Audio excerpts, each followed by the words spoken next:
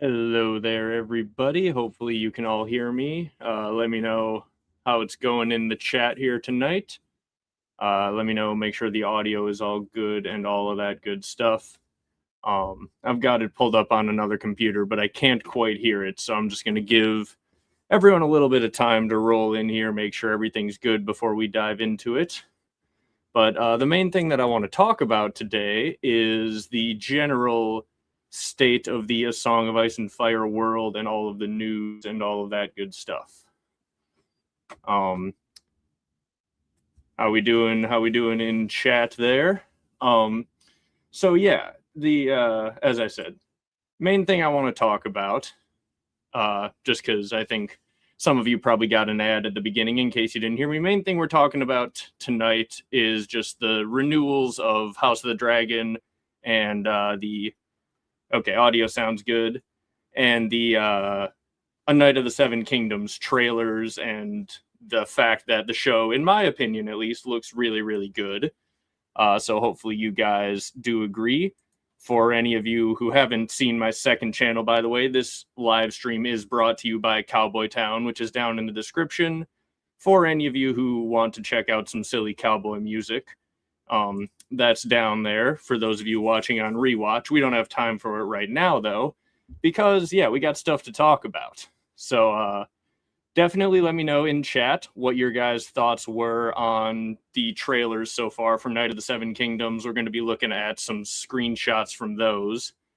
What weapon would I use in the melee? I mean, probably just a cool sword. If I could get my hands on a Valyrian steel sword, I would do that.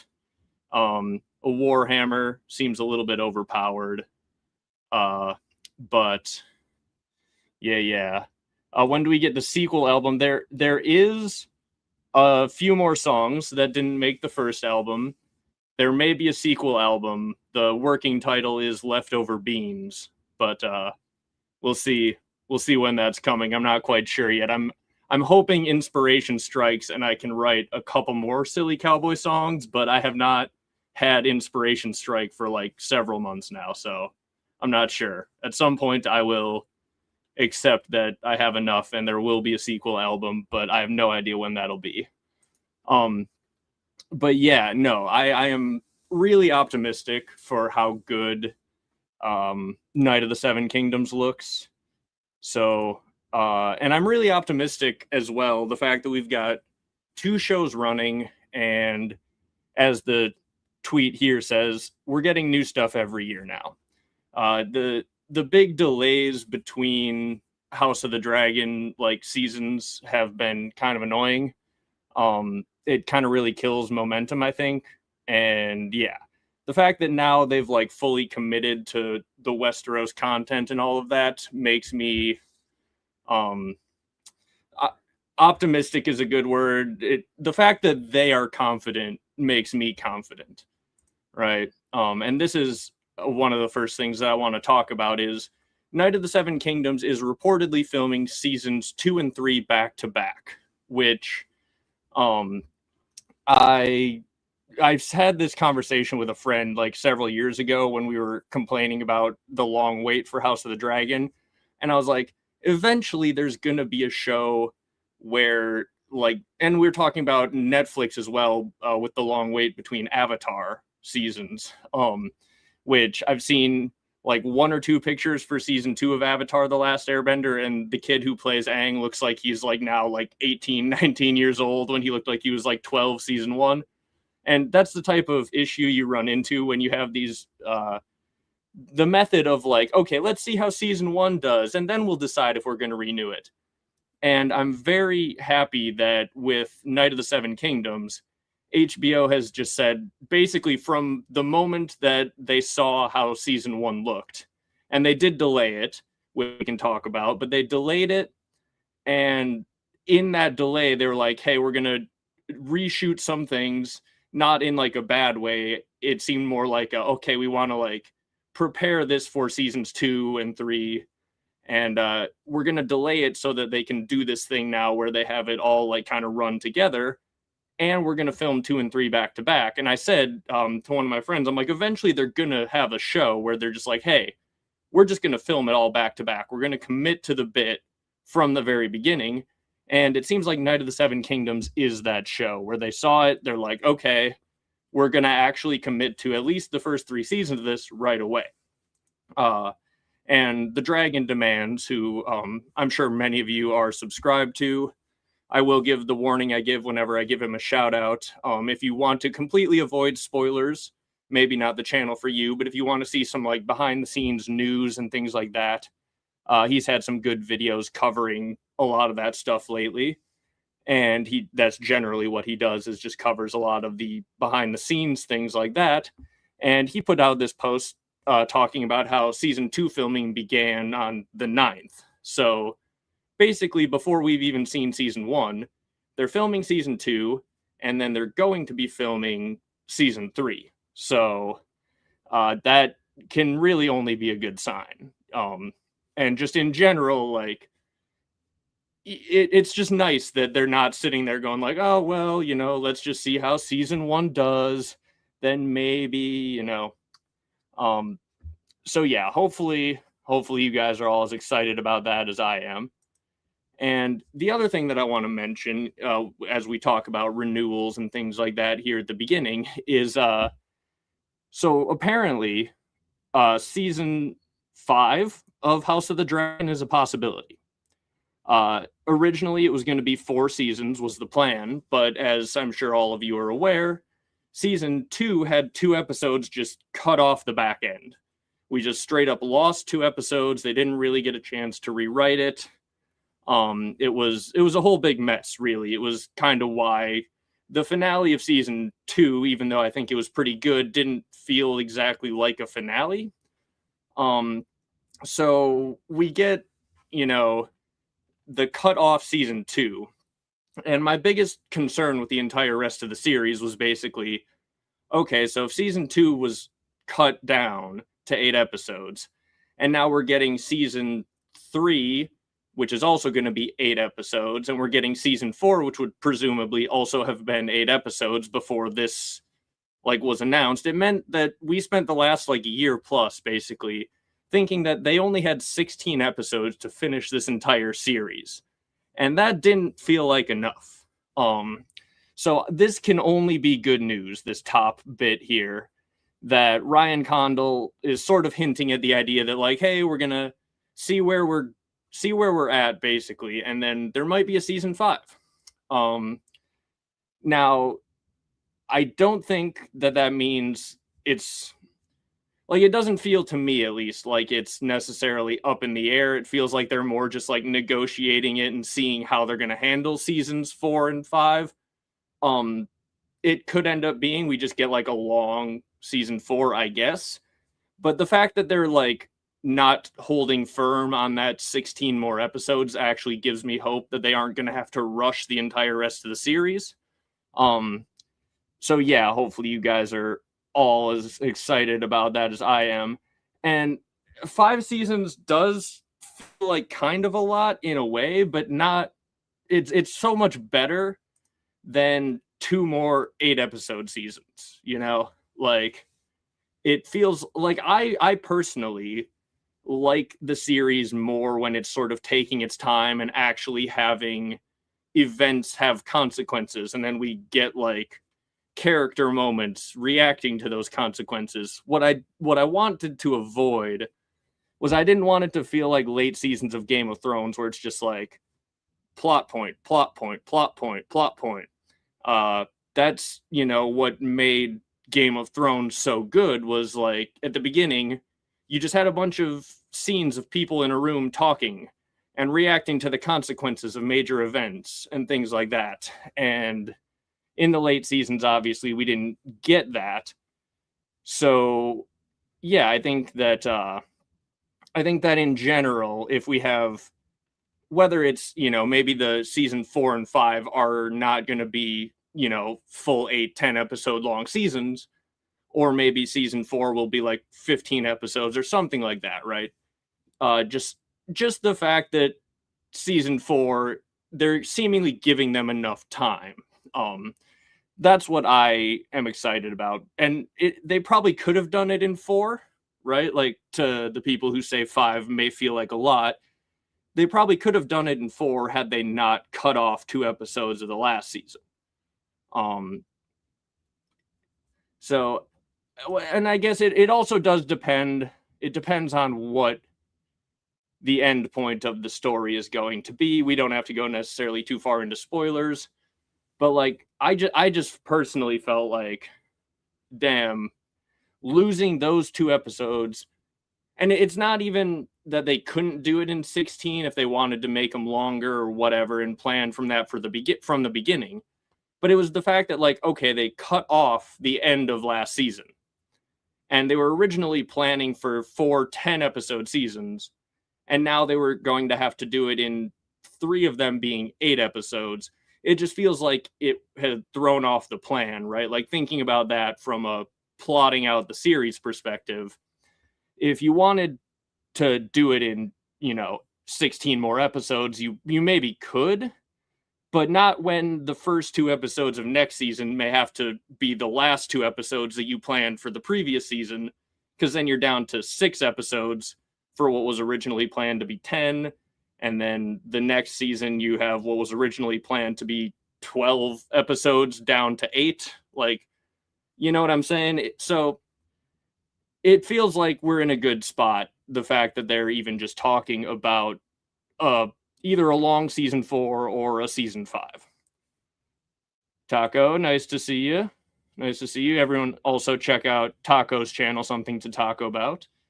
Oh, and Tom from the Interesting Nerd Club. I messaged Zach and Tom as well, although only like 20 minutes ago because I do everything last minute. And Zach hasn't gotten back to me yet, but Tom also said he was sick and wasn't going to be able to join, but he said to like and subscribe or you're a fake fan. That's what he said, not me, but he did tell me to tell you that.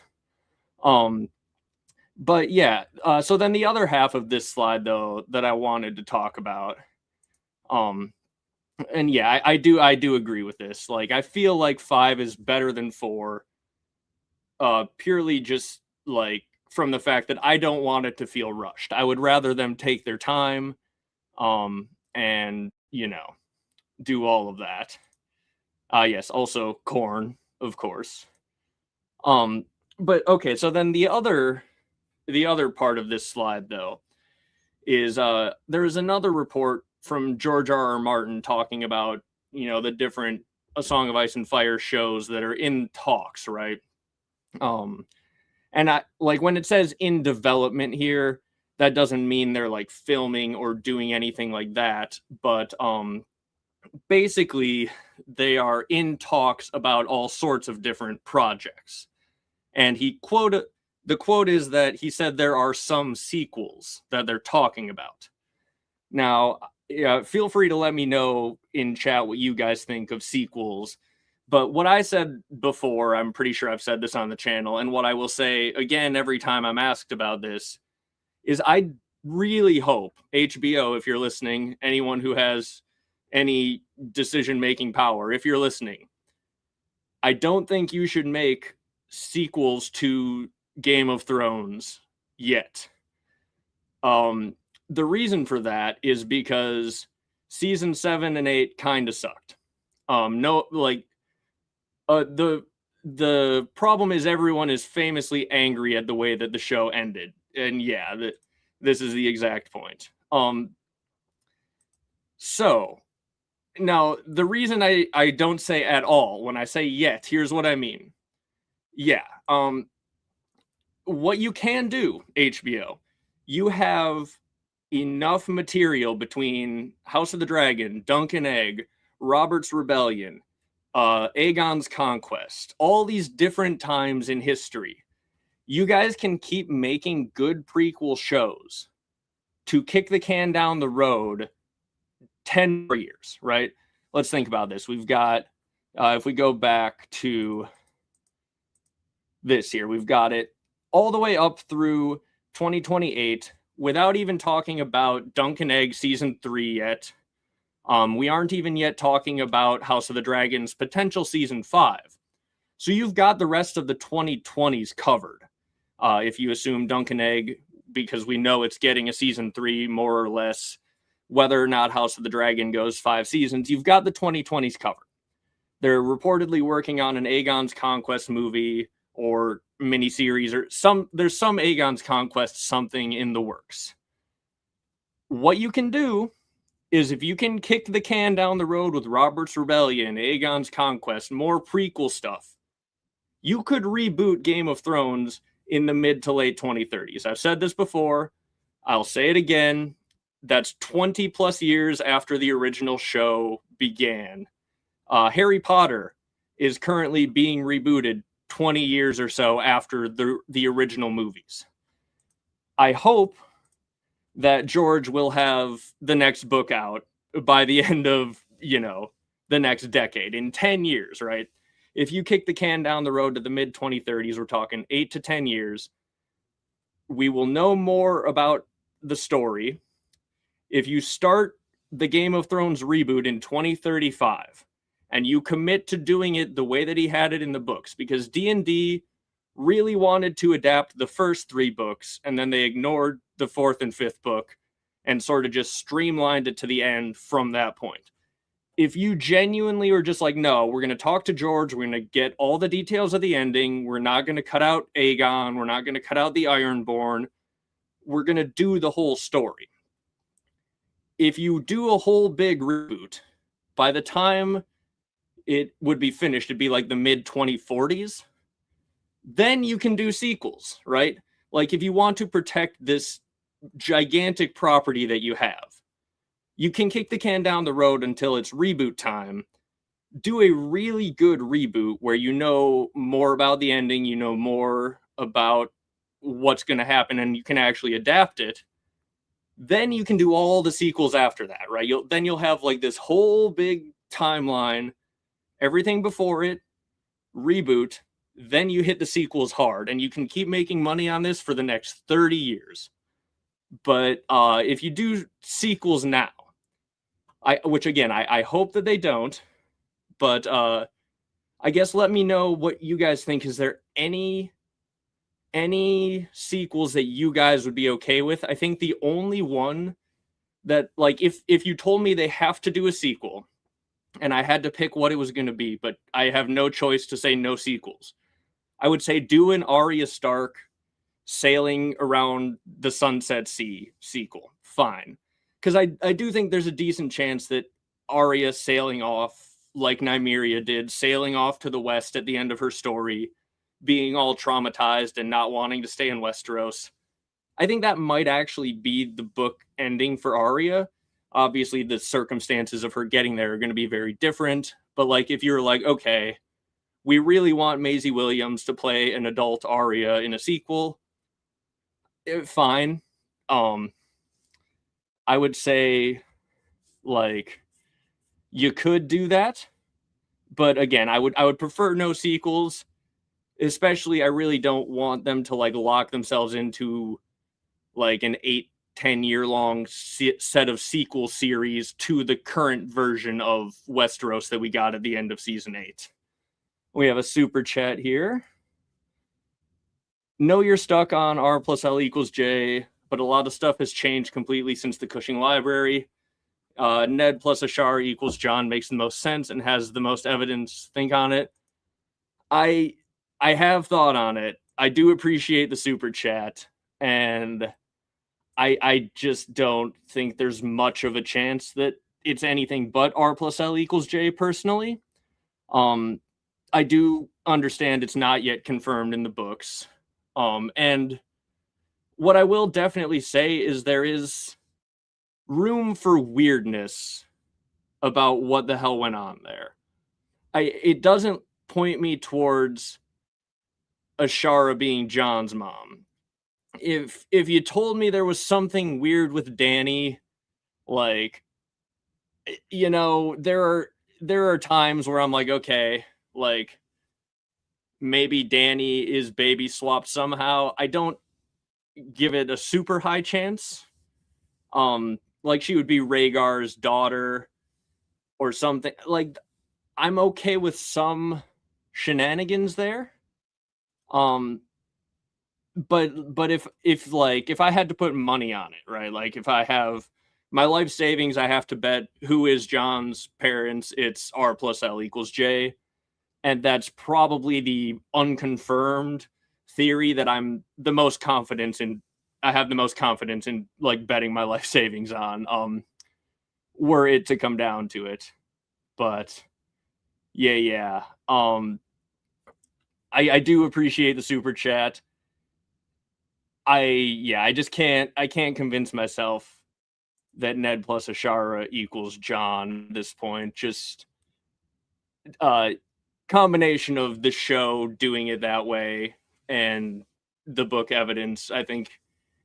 It I think it always made the most sense, and then the show knocked it to like 99% confirmed in my mind. And yeah, you would have to give me some really good odds to bet against R plus L equaling J.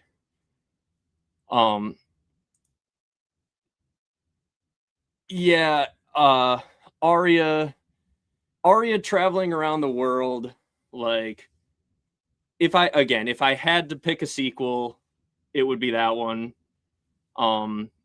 But I would really, as I said, I would really prefer no sequel series. Just hit the prequels, hit the stuff that everybody wants to see, and then reboot it. Yep, right there. Right there. Yeah, just do a reboot. Prequels until then. You have the material. HBO, if you're listening, you got this. You can absolutely do it. But yeah, so now let's just take a look at some of the teaser pictures and things like this from the trailers. I really like this shot from the Dunk and Egg trailer. Kind of showing, I'm guessing, obviously the gates of Ashford, probably. It's just a cool looking gate with some cool statues, and I don't know. I'm just excited to see more places in this world. Kind of get like a on the ground view from a guy like Dunk, which they've said that this show is going to be really focused on being from Dunk's POV. So yeah, it looks really good. Both the trailers that they have out so far, I think, look really good.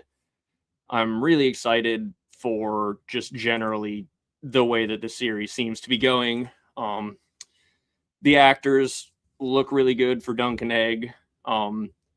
Egg was looking more like Aang than Aang from Avatar: The Last Airbender in the most recent trailer, which I thought was funny when he was like twirling around, little bald kid in a robe twirling around, doing his sort of kung fu moves with the little staff. I don't think I have the picture from that scene because I couldn't get like a screenshot that wasn't kind of blurry. But yeah, he looks very Aang to me. But yeah, it all looks really, really good so far. Our boy Arian Bright Flame, I don't like. I like the casting a lot. I do wish he had the luscious long hair, but you know, he does look suitably evil and douchey. So yeah, I do really like the Aryan casting. Like that look that he's giving Dunk just feels right. That feels perfect. And yeah, Aang Targaryen, definitely a thing. And yeah, he doesn't look like what I imagined Aryan looking like, but he does look like a mega douche. So a little give and take, you know. And yeah, this is the thing. Like the kid aging would absolutely be a thing if they weren't filming these seasons like in pretty quick succession. So part of the reason I'm really glad this was a series that they committed to. And you know, like we don't know exactly what the future stories are going to be, how much time is going to pass. So in a way, like as long as they commit to the first three, maybe Egg will be older by the time of the fourth and fifth novellas that George has planned. So yeah, it's a thing where like now that they've actually committed to it and that they've already started filming for season 2 and season 3 is going to be right after that, we're going to be able to get like an accurate looking egg, which is a really good choice, I think, by HBO. And yeah, like he looks good. Well, I'm not saying he doesn't look good. He looks good. So like he looks like a proper douchey Aryan bright flame. It's just he's not got the long, luscious locks that I expected. But yeah. He is absolutely, he's got that royal prick look for sure. And yeah, the actor looks really good in the trailer so far. Like he looks like he's got the Aryan bright flame vibe going real strong. And I really like this shot. Just Dunk's just eyes getting huge as everyone charges towards him. And then it cuts to inside of, like, this is another really cool shot of like the literal POV from inside his little slit in his helmet. And yeah, Aryan could have like the flashiness, and maybe there'll be scenes where he does have it, and maybe we haven't seen those yet. But yeah, he could have a little bit more of the like the sassy fashion of Aryan Bright Flame. But yeah, no, and this scene looks pretty good. He's like a knight but sadder, and it fits Dunk's vibe, getting laughed at by a couple girls. He's just like, what? I'm not sad, am I?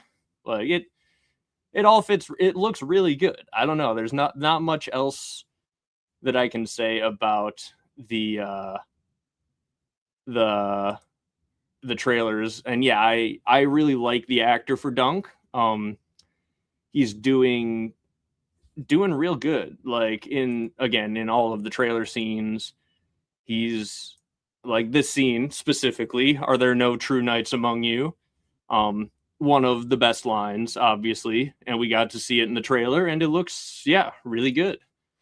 I like the set design as well for this. Like, maybe it's just because this tourney looks quite a bit like the Mountain Blade, like melees that you fight in and all that, where they got like the pavilion and the walls and everything that I would have expected. But yeah, it looks just, all of it looks really good. It looks like what I want this series to be. I think the only people who probably aren't going to enjoy the Dunk and Egg series were people who were not ever going to enjoy it, if that makes sense, right? Like, if you were someone who wants the giant, like, continent-spanning battles with dragons and huge armies, this was maybe never going to be the series for you, but, like, for the people who really like the story, it feels like it's going to be really, really good. Also, my voice does start to get a bit scratchy as we go here. I was on Sunday at Lambeau and spent 3 hours straight yelling at Caleb Williams really loudly, so my voice was gone. I'm hoping it lasts throughout the rest of the stream here. Oh, hey, we got David Lightbringer in the chat. How we doing, David? I am here talking about stuff again. It's been a minute, but had some time here on a Friday night, so wanted to just chat about all the news and such that I have missed covering over the last couple weeks. But yeah, shout out to David Lightbringer. Obviously, I'm sure many of you have seen his channel before, but if not, definitely go check that out. Let's see. John is Ned's clone. I look like my father, not my uncle or aunt, and has virtually no dragon imagery. Ashara has Valyrian blood and purple eyes. It works. It does in those ways. And I don't know, like like, it's not that John couldn't be like, if you were just going purely on like the genetic evidence and things like that, it's not that you couldn't have John be Ashara and Ned's kid. It's just that I think there's enough overwhelming evidence connecting him to Lyanna, and like, I don't know. I just don't know how the story would really work if it turns out he wasn't. And again, just as much as the show might be somewhat cheating if we're just talking about the books, I can't in my head imagine a scenario where the show went with him being the child of R plus L equaling J. If he wasn't. But again, like, I can't figure out what's going on with Ashara. Like, is she just a red herring?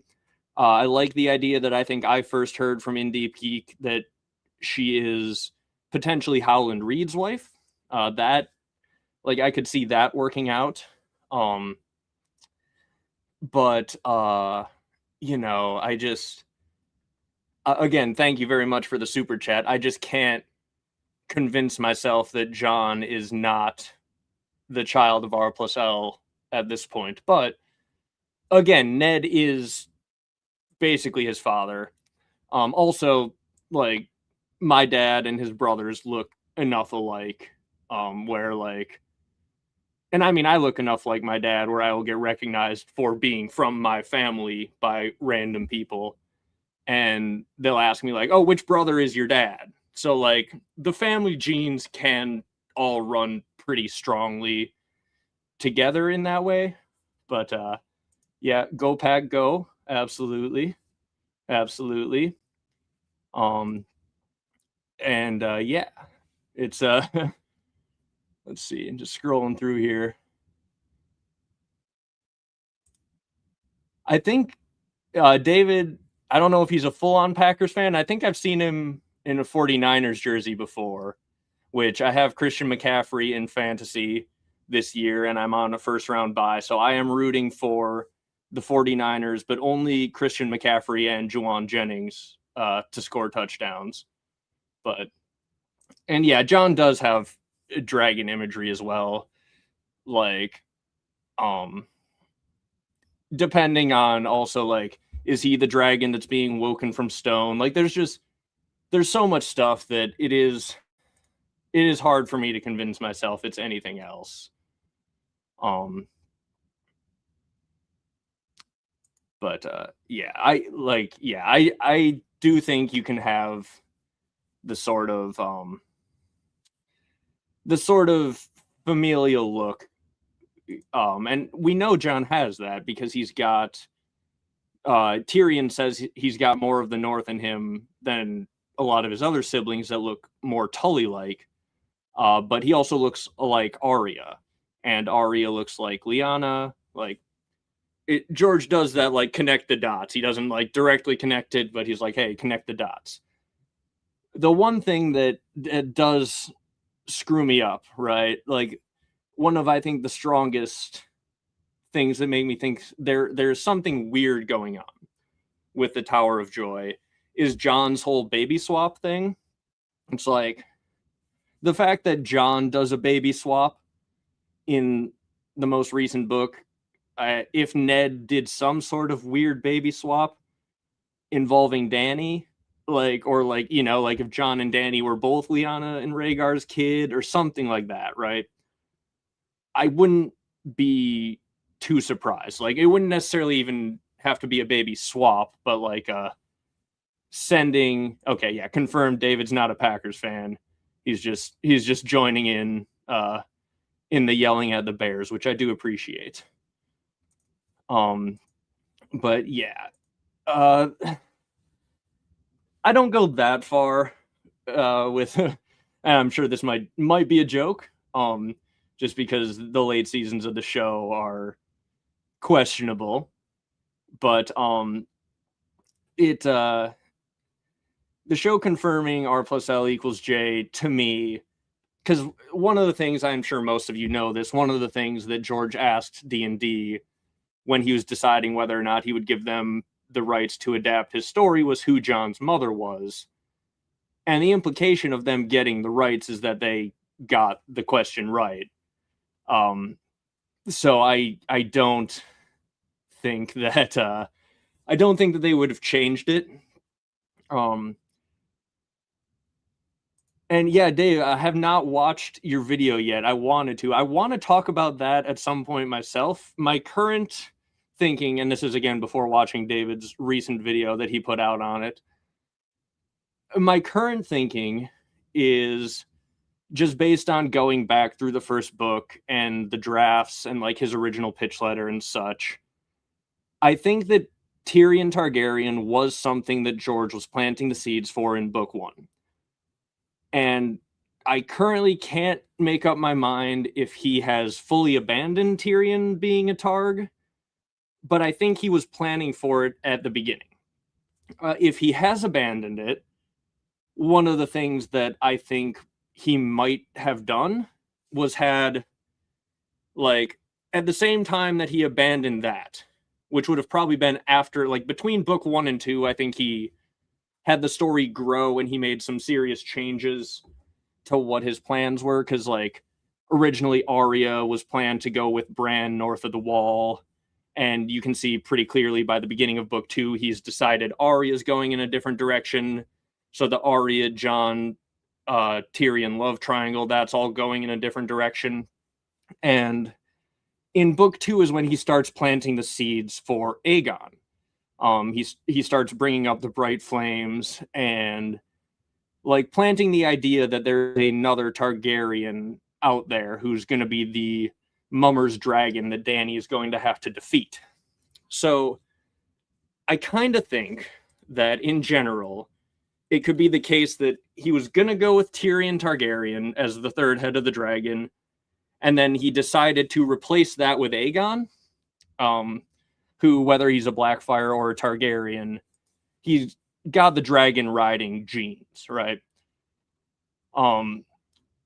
So yeah, right now, if I had to guess, I would say he was planning on it, and he probably, but not for sure, but probably abandoned it.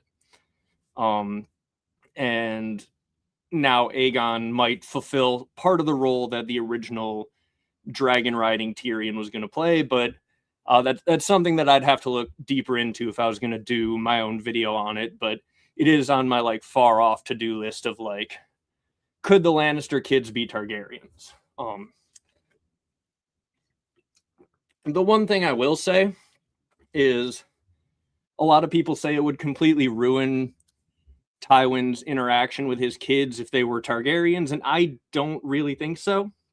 I kind of think, like, in the same way that Ned is Jon's father, and he has that fatherly relationship with Ned even when he finds out, assuming he does find out R plus L equals J, I think that Tyrion will still have the same relationship with his parental figures. I don't think it would necessarily be ruined if he wasn't a Targaryen, or if he wasn't a Lannister. The other thing is, like, Jaime and Cersei, in a way, would also work being Targaryens.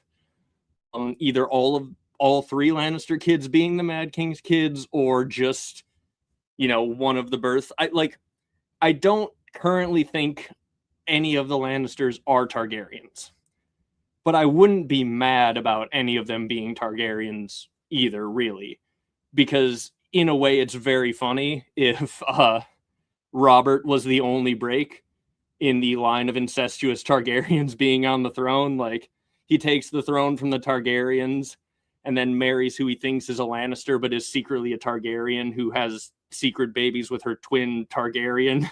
So Robert's line is then just more incestuous Targaryens. Like, there's something very funny about that. Again, probably not the case, but like, neither of those theories ending up, like, if those theories get more evidence for them in the future books, I wouldn't be mad about either one. I think the World Book kind of makes it seem a little more difficult for the twins to be Targaryens based on like when Joanna visited King's Landing and such. But I think it also makes it pretty possible for Tyrion to be one. So, it up in the air on the Tyrion Targaryen theory. It's a theory that is not completely crazy. Like, there is reason to discuss it. And that's all of that is kind of where I'm at on that theory at this point. But yeah, this is the thing. Like, there's a lot of baby swap shenanigans, right? Like, I don't know what it all leads to. And it could just be young Griff, right? Like, it could be that the real Aegon is out there somewhere. And let's see. R plus L equals D. Popular opinion with the show made R plus L equals J. Like, I'm not completely opposed to R plus L also equaling D. I do think it does equal J. I could see it being both because of the weird, as we said, just baby swapping shenanigans. But again, I don't feel strongly like it has to equal D. Like, Dany could definitely be who she thinks she is. And like, the other thing that I came to realize recently, because I did a long video about Varys recently, and one of the things that I wish I would have included in that video that I found and was reminded of afterwards is how Varys begged not to open the gates for the sack of King's Landing. Because like, my video was all the times that Varys allegedly told the truth. And like, that is another one where like, it seems like we learned something true about Varys. So I probably could have included that. And it throws an interesting wrinkle into the whole situation because, like, if he was genuinely telling the Mad King not to open his gates for the sack of King's Landing, it seems like he was actually trying to help the Mad King in that situation. And if he was trying to help the Mad King, then it would make sense for him to realize, okay, he's gonna open the gates. I need to go swap baby Aegon out.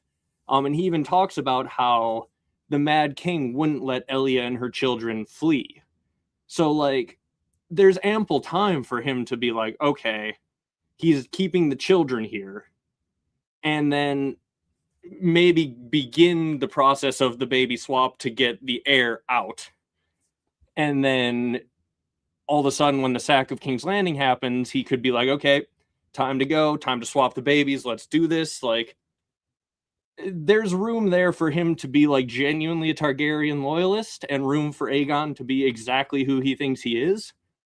And at that point, they would be lying about him being a Blackfire to get the Golden Company on their side, I guess.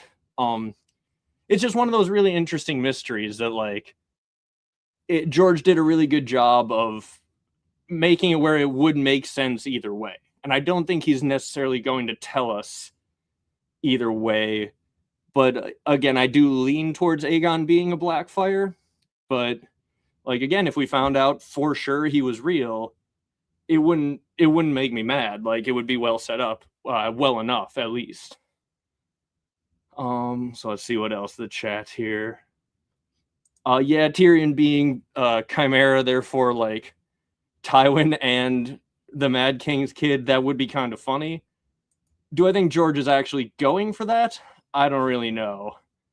And okay, yeah, this is interesting, right? Like, because yeah, there is the fact that the world of Ice and Fire makes it so that the timeline lines up better for Tyrion to be one of the Mad King's kids than for the twins, if I'm remembering that correctly. I think Joanna is like confirmed to have visited the year prior to Tyrion being born, which, with how babies work, that is the appropriate timing for Tyrion to be a Targaryen. So yeah, it's again, it's one of those really interesting theories that I am up in the air on. I'd have to look back, I guess, I'll have to watch David's video. for more of the hints in A Dance with Dragons, because it has been a minute since I've gone over Tyrion's Dance with Dragons stuff, but like he does have his love of dragons, and he like I think even dreamed of dragons as a kid, which sounds very Targaryen-y. And so yeah, it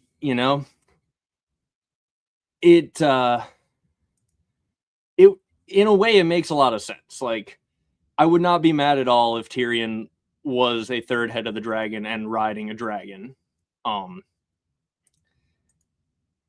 And yeah, this one, it does say a lot when she says Tyrion is Tywin's son, but I think that means more in like temperament and such. And again, in the same way, Jon Snow is very like Ned. Like Jon is Ned's son because he raised him. It's a nature versus nurture type of argument. But yeah, it's one of those like, yeah, Tyrion being a Targ would make sense, but him not being one would also make perfect sense. So like George has kept that door open, I think. Yes, this is another thing. So on my to-do list of future videos, which I have been neglecting for the last like week or two here since Thanksgiving, basically, Wizard Kissing Company did another good video comparing Elden Ring and A Song of Ice and Fire. And it dovetails nicely with some of the stuff that I've talked about previously and said it in a way that I think makes the argument really well. So essentially, what I've talked about in the past is this idea that what's the deal with free will in Westeros? If you have someone like Bran who can warg into people and is seemingly going to be able to go through time and manipulate things. And I pointed out like Bran, if he doesn't want to break free will, is basically acting like George when he writes the story. I think I pointed this out in my video about Weirwoods and free will. Is like George wants to give his characters free will, and he talks about how sometimes characters are going off in places that he didn't expect and things like that, but he lets them do what they would want to do so that his characters feel real. And that's one of the things that makes his characters so strong in terms of like the writing of these characters. But it makes it harder for him to control the story. He has to like nudge them in the correct direction without like making them do something that they would never actually do.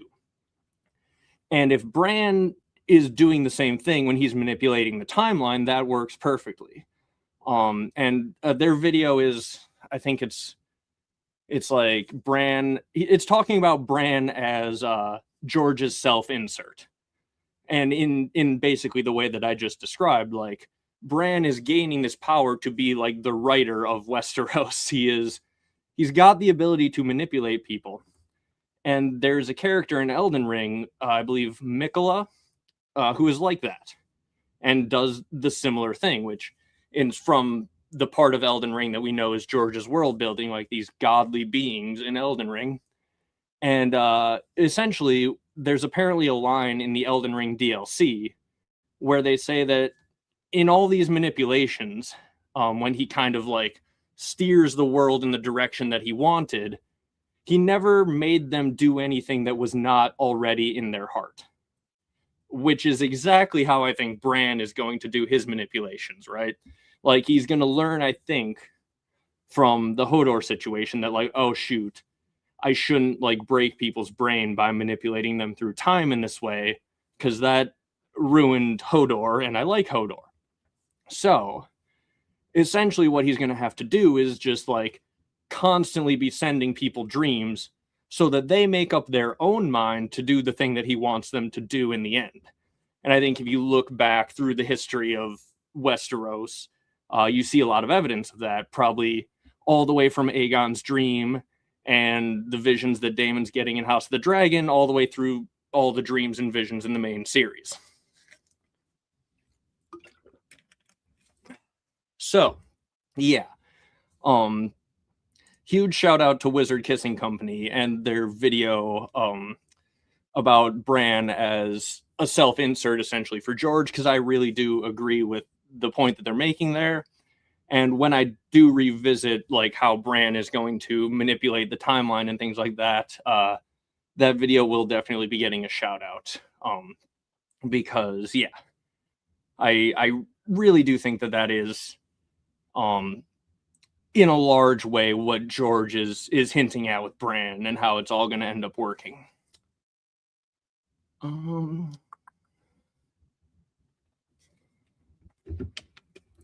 Catching up on chat here. Hold on.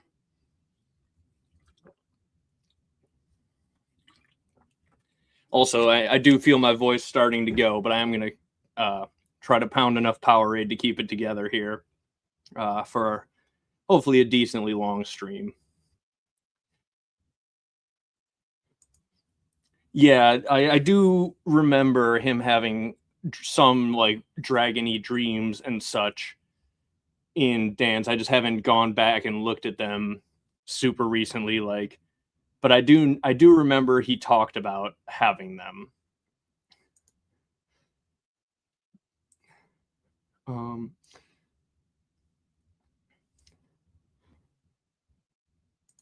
Yeah, I mean, me and David, even like we do disagree on certain aspects of it, but like, yeah, I think we are on more of a same page than different pages in the general vibes of the magic and where things are going. I would say is a good way to describe it. Like, even when we do disagree, it's not like completely like we're not going in opposite directions, you know. Let's see. Mikola removes their memories of their desires to want to do whatever it was they wanted to do. That would have gotten in his way. Okay, so okay. That's right. I did look into this at one point, like right after Wizard Kissing Company's video came out.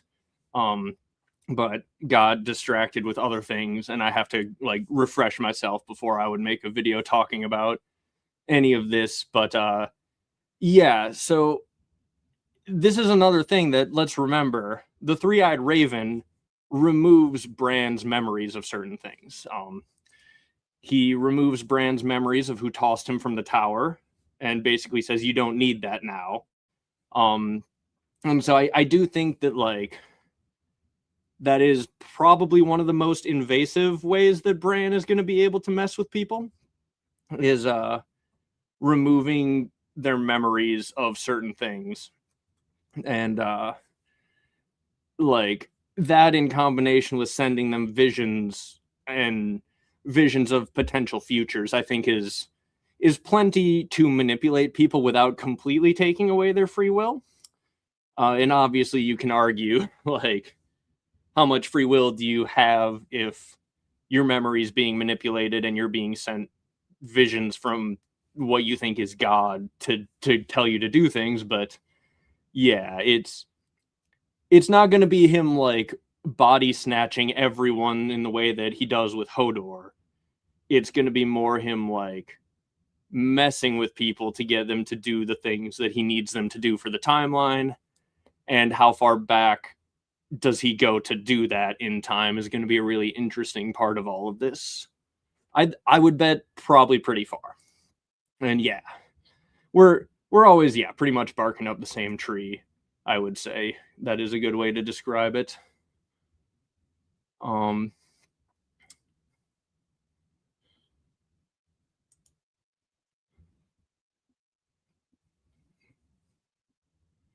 And yeah, Mikola is definitely terrifying in in the consequences of someone having that power are rather terrifying. But also like it does seem that Bran is in general a pretty good person, and I hope that in general he will be a decent person by the end.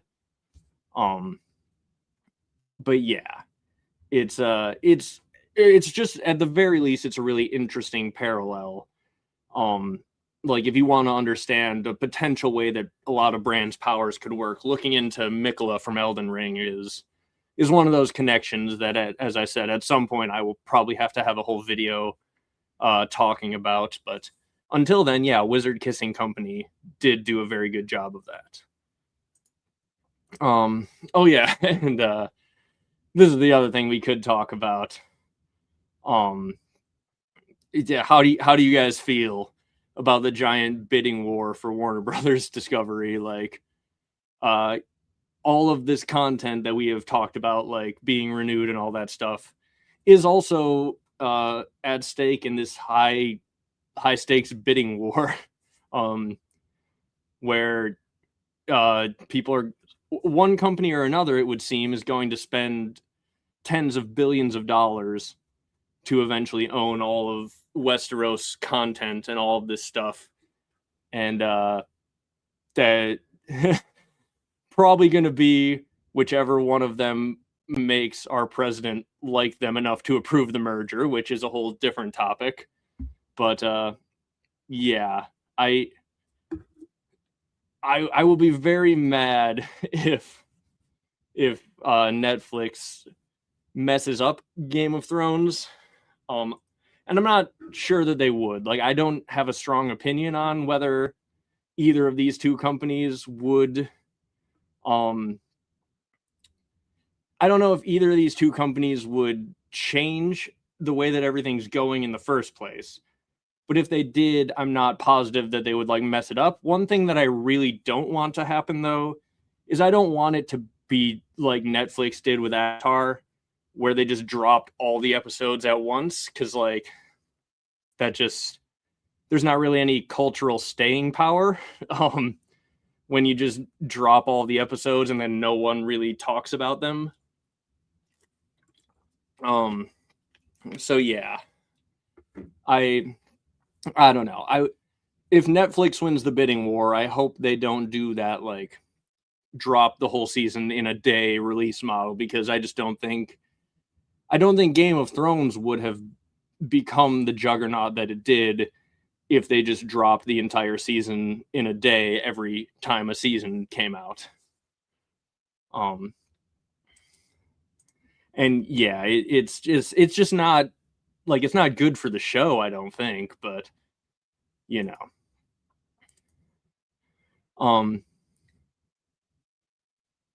And yeah, I have considered this. One thank you, by the way, obviously, for liking the wall theory. One of the things that I've considered about the Night Queen having been stuck in the Night Fort is that, yeah, she could have been stuck, like tied up to the Black Gate for thousands of years. And I don't know if I put out a video on my own channel, but I definitely went on the Interesting Nerd Club and pitched them the idea that Bloodraven uncovered the Black Gate at some point, because there's not record of the Black Gate. Mance doesn't know about the Black Gate, because if he did, he would probably try to march everyone through there. So, like, it really does seem like the Night's Watch doesn't even remember that it existed. So, and all it would take for that to be the case, right, is if you imagine that when they, built those stairs that go down the well or whatever, they could have walled the gate off. Like, they could have just covered it up with bricks or ice or whatever, and then it would be hidden for thousands of years. And that is what they did with all the gates through the wall, is that they sealed them all up with ice and stone. So if Bloodraven found out about the Black Gate and uncovered it so that Bran could eventually go through it later, that would make a lot of sense to me. So if he's digging around the Black Gate with a pickaxe, could he have unlocked something? Could he have accidentally, like, broken through, like, maybe he's digging a tunnel to this thing from the north side of the wall, and he releases the Night's Queen, and maybe that's why the others are starting to come back now, is because the one who has the power to birth them is now out there north of the wall, ever since Bloodraven accidentally released her. It could work. It could definitely work. And yeah, this is absolutely one of the things that I'm the most looking forward to in the Winds of Winter is Mel's reaction to the Night Fort and the Black Gate, because if we're in her head, um, if we're in her head for all of this, then we're gonna learn a lot more than we would be in pretty much in anyone else's head.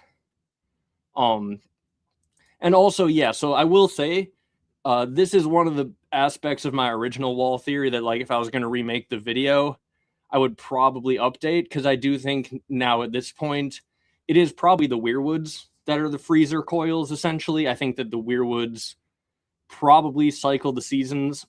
At the very least, they probably bring the winter. So at this point, I would say the others are shadow babies of people strapped to the Weirwoods.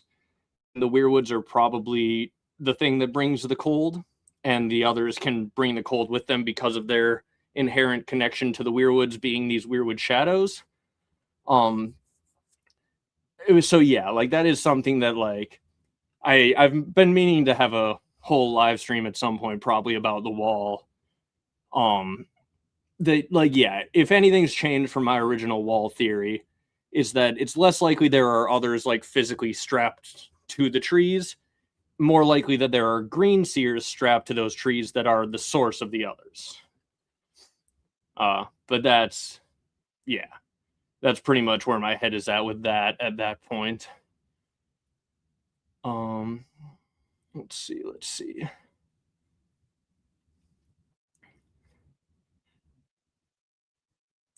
And yeah, I don't know that much about Paramount or Netflix, but yeah, the main thing that I have against the idea of it being Netflix is the way that they just drop everything in one big release, and the way that they also, again, with Avatar: The Last Airbender, seem to not have the confidence in the show to just plan for the whole thing to come out. Like, they didn't begin filming season 2 until season 1 had already dropped, and then that obviously screwed with the character's age. And also, it seemed like they were putting things in season 1 that should have just waited for season 2, but they wanted to, like, throw a bunch of fan service into season 1 so that people liked it, so that they would get renewed for season 2.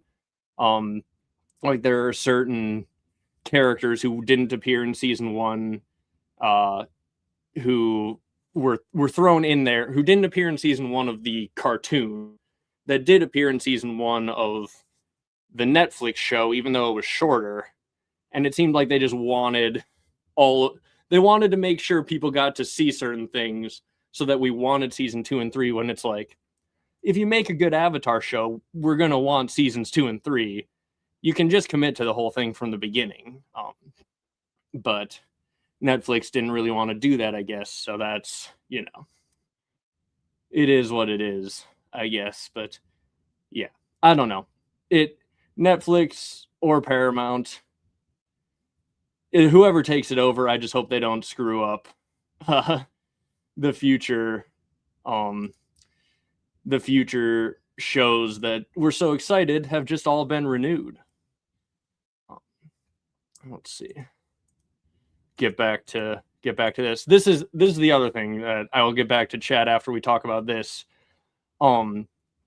This is the other thing that I want to mention, because a bunch of people are talking about this in the trailer. What is that head? Is that a puppet head?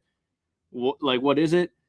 And basically, I do think it being a puppet head makes sense. The other thing that I think could make sense of this scene is that this could be a nightmare that Dunk is having, right? Like a PTSD nightmare the day before the trial.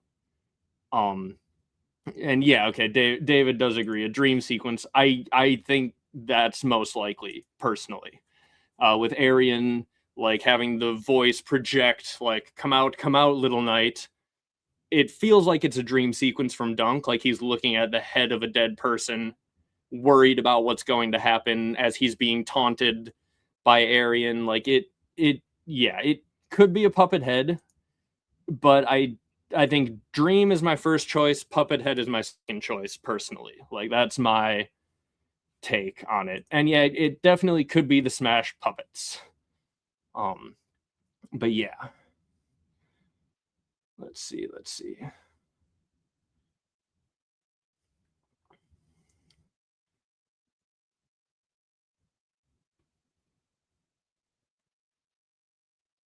Yes, the shadows come to dance. I do think is a line that's going to hit pretty hard by the end of the book series. And not that they're just humans that have evolved to last in the cold better. It's basically like the sort of sci-fi idea of putting your body on ice, in a way. But essentially, if you're Bran, who's probably going to, I think, sort of reject the weirwood immortality by the end, but like when he's down in Hodor's body, he sees those green seers who are in the roots in the other parts of the cave, and all they can kind of do is like weakly open their eyes and look around, and they're alive seemingly forever. So they're mostly in the weirwoods, but their bodies are still physically there alive. If you were going to be in that position where mostly you're spending all your time asleep and inside a tree, it would be really nice to have a shadow that's cast out into the world the way that Stannis cast his shadow out into the world to do his bidding while his body was asleep. So yeah, I think the others are pretty much that for the Green Seers. They are the shadows cast out into the world that missed part of the chat. Like I said, I'm scrolling through here. Oh, okay. But I'll just finish my thought here and then I'll read this.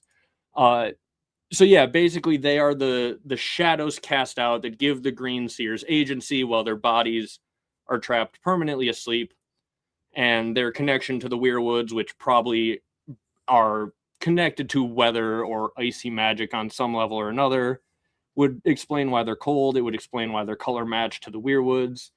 I think all of it does track decently well. But yeah.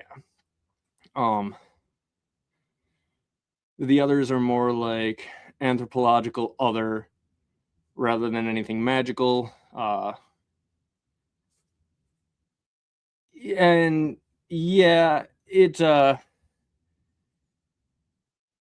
could be something like that. I at this point think that they are definitely shadows though, just because like we see one dismount a horse on freshly fallen snow in front of Sam and it doesn't even break through the crust of the snow, which if they're truly like humans made of ice or with different genetics and such, that doesn't really make sense. The fact that they leave no footprints in the snow doesn't really make sense. It's like it's a situation where we have that shown one other time, and it's with Melisandre's shadow baby with Stannis, who runs across the surface of the water. And so it really feels like that's the same sort of thing. It's just ice and fire versions of a similar thing. And Stannis' shadow feeds off of his life force, but a Green Seer connected up to the weirwoods would have infinite life force being fed into them because of presumably all the blood fed into the weirwoods over time, is just constantly renewing them. And so yeah, it all tracks really well to me, just that if you were a Green Seer, you could cast these permanent icy shadows, just given the magical setup that we've seen so far about the shadows. So yeah. And yeah, they don't break the snow, but they can stab people. And that is, again, roughly what we see with the shadow that Melisandre gives birth to. So yeah. And yeah, no, I do agree. Like, there is a bunch of magic going on in this series. Yeah. And like George has also quoted that as well. Like when people asked him about the seasons and they're like trying to pitch to George all these different ideas of like, well, if it was part of a double star system and it orbited in this way, And then that could explain why the seasons are irregular. And at one point, back when he used to more openly like answer fan questions on his blog, he was like, no guys, it's magic. It's not sci-fi, it's magic. Like there's not a sci-fi explanation for this. It is magic. So yeah, it's it is it is definitely, I think, the case that there's going to be some magical shenanigans that are behind the others, that are behind the seasons, and that will probably have to be solved or put right in some way or another before the end of the series. And like, yeah, just in general, like also, I don't understand why I get on one level why so many people were annoyed with Damon spending all of season 2 having trippy visions at Harrenhal, but I personally liked it. It felt to me, oh hey, this is exactly like what the books are like, where people have a lot of trippy visions in weird places. Because I get why it feels like it slowed down Damon's storyline, but at the same time, in the source material, Damon's storyline was kind of him chilling at Harrenhal while other things happened. So like, if they were gonna do something with Damon, I do like the general direction that they took him, rather than just having him be less of a player in the season. They gave him an arc, having a lot of a Song of Ice and Fire style visions happen to him in Harrenhal. I think that was actually really good. Like I really enjoyed it.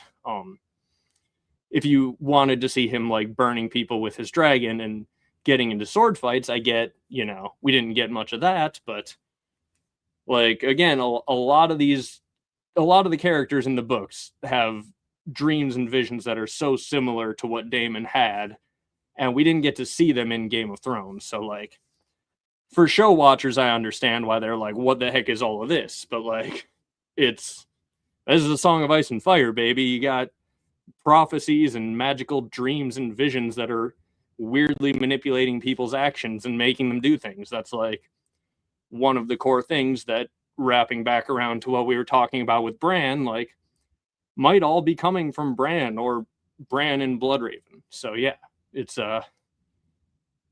yeah. And yeah, it definitely does. I do think like Harrenhal and the Isle of Faces will become more important in the future books, more so than they were in the show. Because in the show they were really pretty irrelevant in the end, but I don't think that will be the case.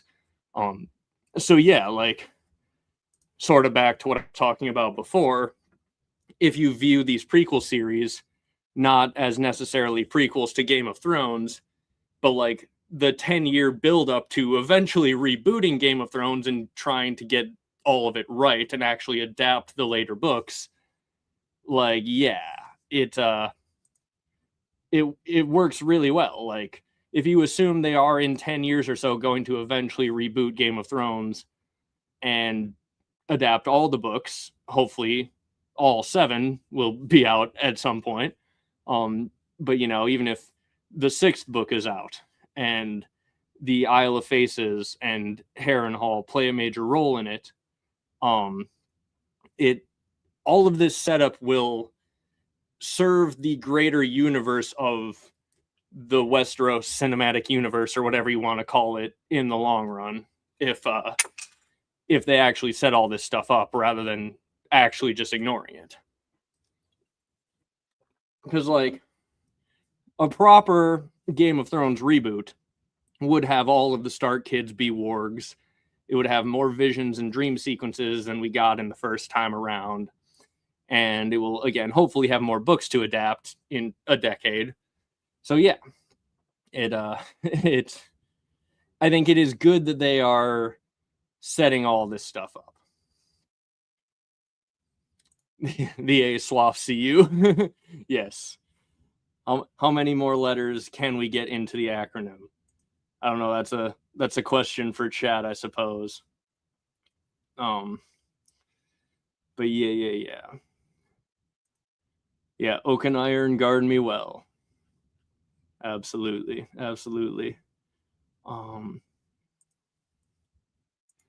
Yeah.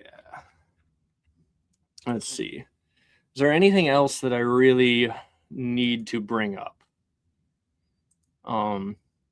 Otherwise, if you guys have any very pressing questions, feel free to drop them in the chat at this point. But stick around a little while longer. My voice has got a little bit more in it before it fully gives out on me, I think. So,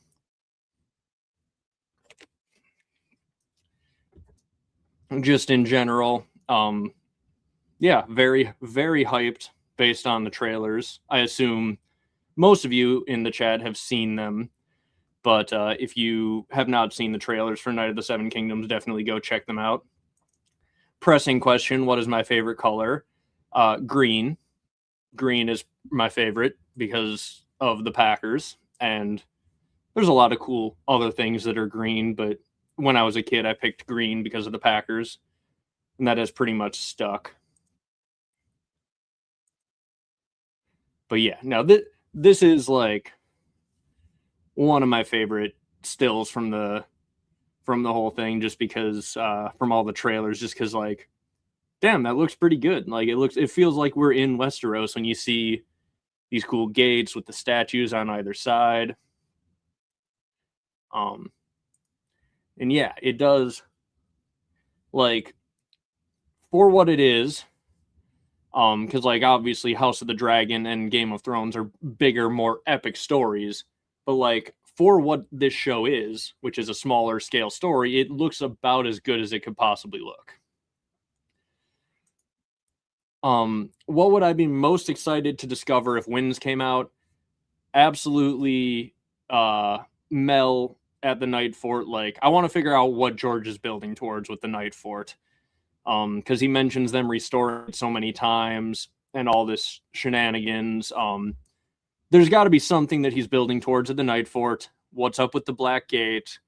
There's that whole conversation where Stannis is like, Sam, I heard you came through this magical gate, and Sam's like stammering. He's like, yeah, the Black Gate. And he's like, you will show me where this gate is. And at some point, I think that they're Mel and Stannis and that crew in general is going to go back to the Black Gate. I want to figure out what's going on with that, what's going on with the wall. I don't know if we will figure out everything about the wall in the next book. Like what the wall is and what the others are might be book 7 material. So I don't know if we would necessarily figure that out in this next book, but you know, as much as we can learn about the magic of the wall, the others in the north is probably the thing I'm most excited about. Paul Atreides, Anakin Skywalker, and Eren Yeager have been identified as sharing the same archetype. Would you put Jon Snow in the same group? So I I have not seen Dune or read Dune. And is Eren Yeager, that's from Attack on Titan, right? I've heard. So Attack on Titan is one of the things that I've heard a bunch of people talk about in my comments, because it apparently is very similar to my theory of the wall. But everything that I know about Attack on Titan has come from people bringing up Eren Yeager in like general Attack on Titan similarities in my comments. So I may not be the guy to talk about all of that, but like if they're all generally the chosen one archetype, that, you know, I assume based on Anakin Skywalker is like the chosen one who becomes kind of like leader of the universe, I guess, in Darth Vader's case, like the leader of an empire in some way. Like, would Jon Snow be in that archetype? It's like him and Bran, right? Like, he and Bran, I think, are kind of gonna tag team the whole like fixing of the Stark, like the original sin of the Starks on some level. And Jon probably does fit that archetype, because like Bran is going to have to deal with the others and the Weirwood magic that has probably made the Starks powerful for thousands and thousands of years, and he may have to deconstruct that. And I think Jon is going to aid in that in the end, probably after using some of that dark magic in the next book, which I talked about recently. I think that Jon is going to give in to this temptation to use the power that is available to him as a Stark by birthing these icy shadows at the wall. And then probably also the power available to him as a Targaryen by riding a dragon. So Jon is going to be able to use both of these powers, and by the end he might realize, like, oh damn, these are some incredibly destructive powers, and with the help of Bran kind of pulling him back from the dark side, if you will, the two of them combined, much like Luke and Anakin Skywalker combined to defeat evil in the end by throwing evil into a big pit. Jon and Bran, I think, could combine to sort of kick these powers of ice and fire out so that the world can sort of achieve a balance.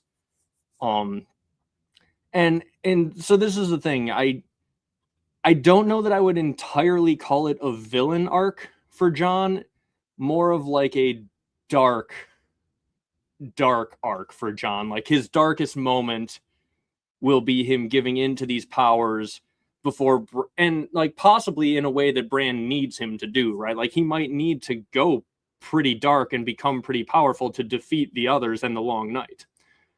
And then the question, like, upon using this incredible power to defeat this incredible threatening power, it may be the case that the pulling him back is the realization of, like, hey, this power can't really exist if the world is going to be safe from this power. And Jon, you have that power. I don't want to kill you, but I am going to banish you to the north. And I think that might end up being what ends up happening with Jon and Bran's like sort of relationship, why in the television show King Bran banished Jon to the north. I do think that something pretty similar to that would make a lot of sense for the end of the arc for Jon in the books. An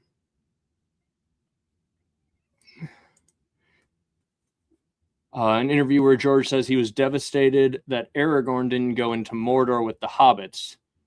So Jon is the last hero who goes far, far north, possibly. Like, I think Jon will definitely play a very big role in the climax. But again, I do think, like, yeah, Jon will take this power, and it will be very important that he takes this power, and Dany as well, right? Jon, Dany, and Bran are all going to have to use their ancestral powers to defeat the ancient, messed up magical setup that is threatening the entire world. But then once they do that, it's going to be a case of like, oh damn, like if we just give in to these powers fully, we're just setting up another age of the world where they have dragons and others hanging over their head, and we can't do that. So I think I've talked about that in a lot of my Jon videos. And I have another video that I'll probably make at some point. It's on that famous to-do list of George R.R. Martin's version of the Scouring of the Shire, because George talks about how much he likes the Scouring of the Shire. And in the Scouring of the Shire, the heroes return home to find that their home is now ruled by dark magic. They have to kick the dark magic forces out of their home. Even after the world has been saved, they have to save their home by kicking out this dark magic. So in A Song of Ice and Fire, you could see George's Scouring of the Shire being a similar situation where the heroes come together, they defeat the others, the big bad has been beaten, but now they need to kick the dark evil magic out of their home for their home to be at peace forever. And in the twist that George seems to be putting on it, it's not going to be some enemy dark wizard. it would be Jon with his dragon riding abilities and icy shadow making abilities, and Dany with her dragons, and Bran if he becomes immortal. So it might be the case of like Jon and Dany need to be banished. Maybe Dany does get killed. And I have thoughts about this that I'll put in a future Dany video. But then also Bran has to probably reject his immortality. So I think that is going to sort of be the scouring of the Shire for George, is this rejection of this incredible magical power that was helpful in saving the world, but now our characters have to turn it away for the future sake of Westeros. Let's see.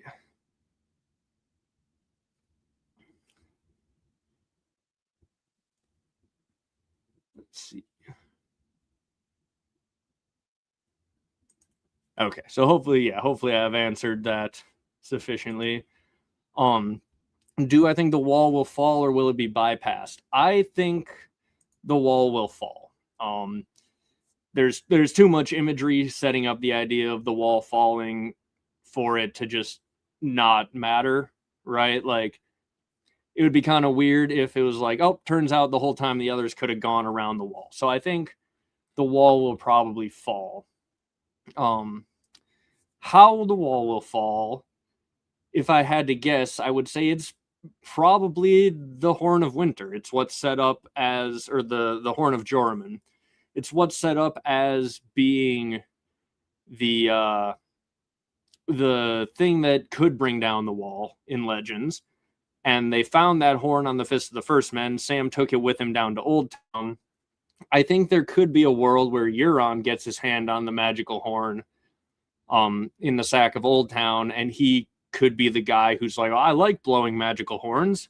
That's a thing that he's already done, or he's had someone else do in his service.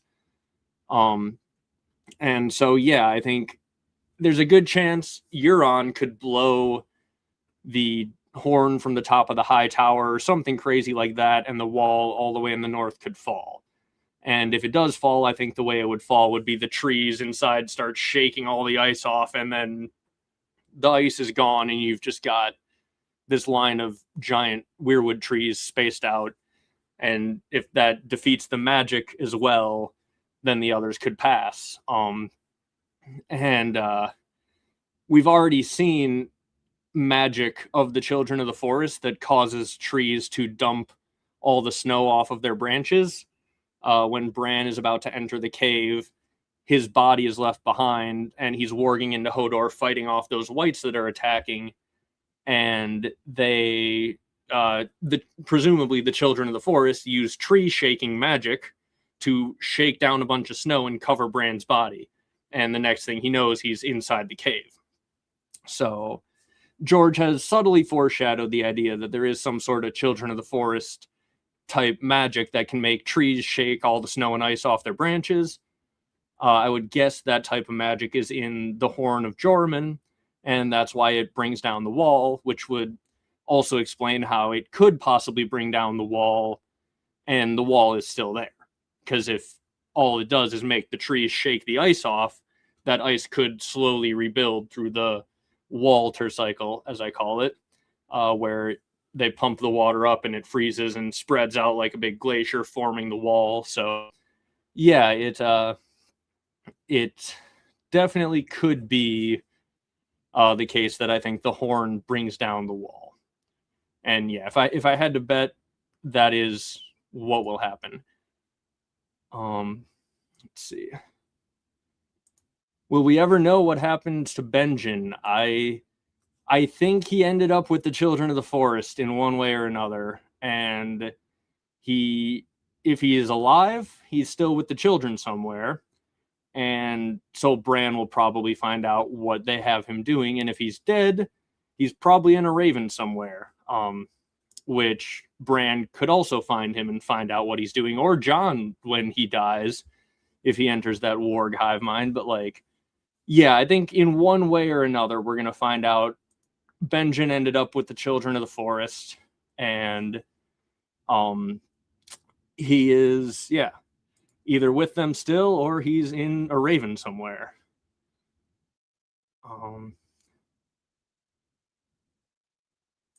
Yeah, and George does keep reminding us of the horn that Sam has. So, um, yeah, it feels like it is going to end up being relevant.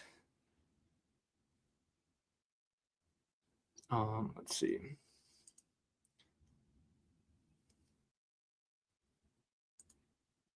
And yeah, I do think the fall of the wall will end up being like the Berlin Wall, which notably was a very important wall that fell right before George started writing A Song of Ice and Fire.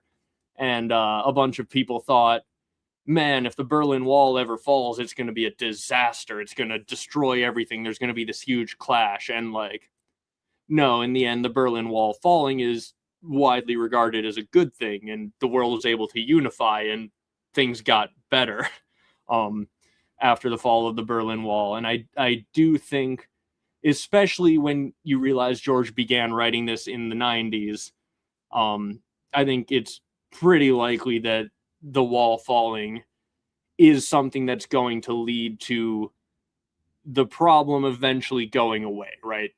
Um, if the source of the others is these ancient bodies that are in weirwood roots underneath the wall probably needs to fall to get at them and, you know, solve the problems of the others and this giant magical weirwood old ways system that is sort of got Westeros under its control for this entire time.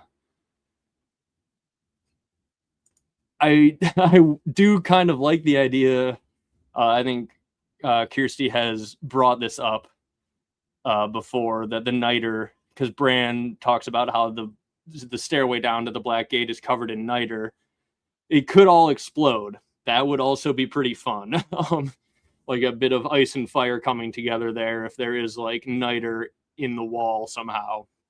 And it all explodes in a big explosion at the Night Fort. That would also be very cool.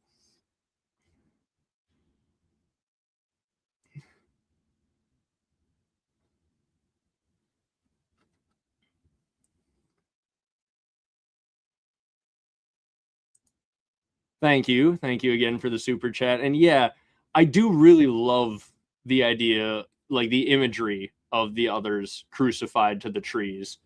Um, I do think it works well as well if it is the bodies that are the source of the others that are like trapped there, 79 Sentinel style. Um, like I think the hardcore imagery also works really well if it's like, as punishment for the Night King birthing these shadows, we took him and we bound him to the tree and froze him in the wall, and he's there basically crucified forever because that's the only way we could deal with him. Um, Especially because he was supposedly defeated by his brother, according to Old Nan's tale. So much like Bran with Jon, if he is using this dark, magical, othery power and has to be stopped by the Stark in Winterfell, who is his brother, he can't kill him because that'd make him a kinslayer. You don't want that. So, like, Bran kind of banishes Jon to the far north, potentially. The Night King, if he was a far more evil version of Jon, they might think, locking him in the wall, freezing him there forever so that he can't use this dark power, that may feel like an appropriate solution for him. So yeah, whether it is others crucified to the trees to bring the cold, or whether it is bodies that are the source of the others crucified there, I do think there's a lot of really good setup for that. Just with the bodies and the roots down in the cave with Bloodraven and Bran, also Dany with the crucified line of bodies on the way to on the way to Marine, right? Yeah. Thank you very much, Martin, for the copper or three. And yeah, is it? Yeah. The crucified children, and yeah, it it all, like, all the symbolism, it fits really well with there being these bodies strapped together in a line, basically crucified. And that goes right to what we saw with the creation of the others in the television show. They didn't really explain any of it, but we saw this body, unwilling, tied up to a tree there, and then they stab him through the heart, which maybe there's something to that in the books, but I would imagine that was just more of a visual for the show at this point, like if I had to guess. They didn't want to go full into detail explaining what was going on, like if they would have wed him to the trees in the same way that Bran was when he's drinking his weirwood paste or whatever. I could see the source of the others being wed to the trees in that way, but if you have to depict that in one scene for a television show, you don't want to info dump and be like, okay, they made up a weirwood paste and then they wed him to the trees, which turned him into a green seer, which is just like you, Bran. Just stab him through when he's tied to a weirwood and his eyes turn blue. If you were gonna handle that in a television show format and you didn't want to go into full detail with all the weirwood magic, that, you know, that's a decent way to explain it. And yeah, this is another good point, is that there could be children of the forest in the wall. It's a very old structure, which was supposedly built with the help of the children of the forest. And according to legends, the children of the forest would sacrifice their own to do these incredible magic spells. Supposedly, when they brought down the Hammer of the Waters, some stories claim they sacrificed a bunch of their young. Others claim that they sacrificed a bunch of captured humans. But, like, either way, right? If there was a faction of children of the forest that created the original others, and then maybe another faction that was working with, say, Bran the Builder or the Last Hero, I kind of think those probably were the same person. But because, like, just the founder Stark being the guy who ended the Long Night kind of makes sense, because the Starks took power after the Long Night. So if someone was going to work with the children of the forest to defeat the original others, the Last Hero being Bran the Builder just does track to me. So, like, in any case, if there were some children of the forest who worked with Bran the Builder, maybe there was another faction of children of the forest who needed to be punished for what they had done during the war and for this super weapon they created. And again, 79 Sentinel style, maybe they strapped him up in the wall. It's a thing that does make a lot of sense.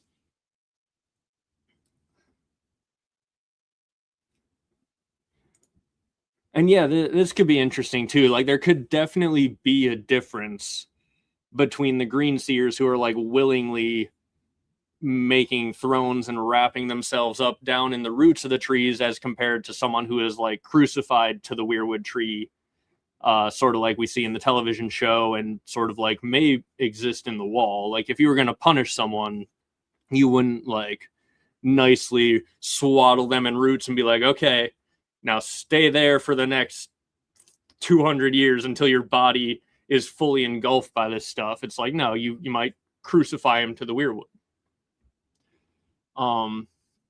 So yeah, that could definitely be interesting. Let's see. Yeah, eating his bestie for superpowers really does seem like the case. It really seems pretty likely.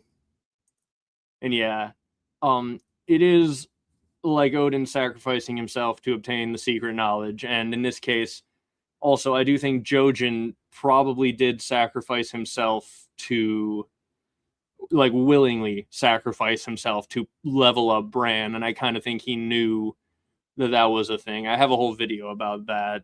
Why would you tell Jojen he was going to die?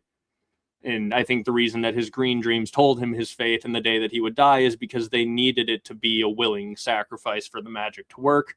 But that's just sort of a gut feeling that I got. Okay, so you made me think of this. Think Bran sent Jon the dream of him being a tyrant at the wall with black ice armor to keep him from having a baby with Mel. That's interesting.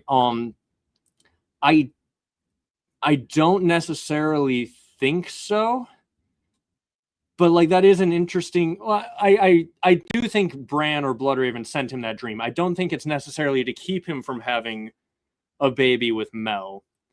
But like I have thought about the fact that he's armored in black ice. So if you follow everything that I've said about Jon having these icy shadow babies, right? Him being armored in black ice tracks really well with icy shadows being sort of his weapon, his armor, right? Like if he's protected by the fact that he is chilling at the Night Fort at the wall with Mel and using these black or potentially white icy shadows, right? Black ice as a metaphor for these ice shadows tracks pretty well. And in that dream, Jon is originally fighting the enemy, but then it turns into him killing a bunch of people he knows, if I'm remembering the dream correctly. And that I think tracks pretty darn well with the idea that like, okay, Jon, you're gonna need to birth some icy shadows. You're gonna need to take your power to win this fight. I think like if Bran needed to stop Jon from having any shadow babies with Mel, he probably could. Like he could manipulate the timeline in such a way that it wouldn't be incredibly well set up for Mel and Jon to go to the Night Fort and make shadow babies, but he's not. The timeline is currently pretty darn well set up for Jon to go to the Night Fort and make shadow babies with Mel. So if essentially what this dream could be saying is like, hey, when you're armored in black ice using this power at the wall, at first it's going to be going well to defeat the enemy. But if you keep going with it, like if you go too far with it, you're going to be killing everyone you love. It kind of could read as the dream being like, hey, at first this is good, but if you don't stop, it's going to end up being pretty bad and you're going to be killing people you love. And I think that is generally like the idea of how Jon's story is going to go. You need to take the power. And if you remember in the TV show, this was kind of, they whitewashed the heck out of Jon. But imagine Jon and Dany are both dealing with the same moral dilemma at the end, right? Like, okay, you can use this power to win your war. But then the thing that Dany failed at, and the reason she was killed in the show, was because once she won the war, she doubled down on using power against anyone who got in the way. Whereas I think the message is like, hey, you might need to take this power to defeat the Long Night and save the world. But if you keep going too far with it, it's going to turn evil. And, that's what Dany did in the show. And Jon had to be the good guy who stopped her. And yeah, it is true that the key people he kills in the dream are already dead, Robb and Ygritte. But like, I think it's more of the vision of like, at first this is good. At first you're fighting people that you want to fight. But if you keep going, at some point you need to stop. And it is fair that the people he loves and kills in the dream are already dead. But like, does Jon have that many people he loves that much that he knows are still alive, right? like I don't think him killing Satin in a dream would hit as hard on his emotions as him killing Ygritte or Robb. So that is kind of where I currently fall on that dream. Is it's like it's more of a you gotta use the power, but don't go too far with it, Jon. If you go too far with this, it's going to end up being bad.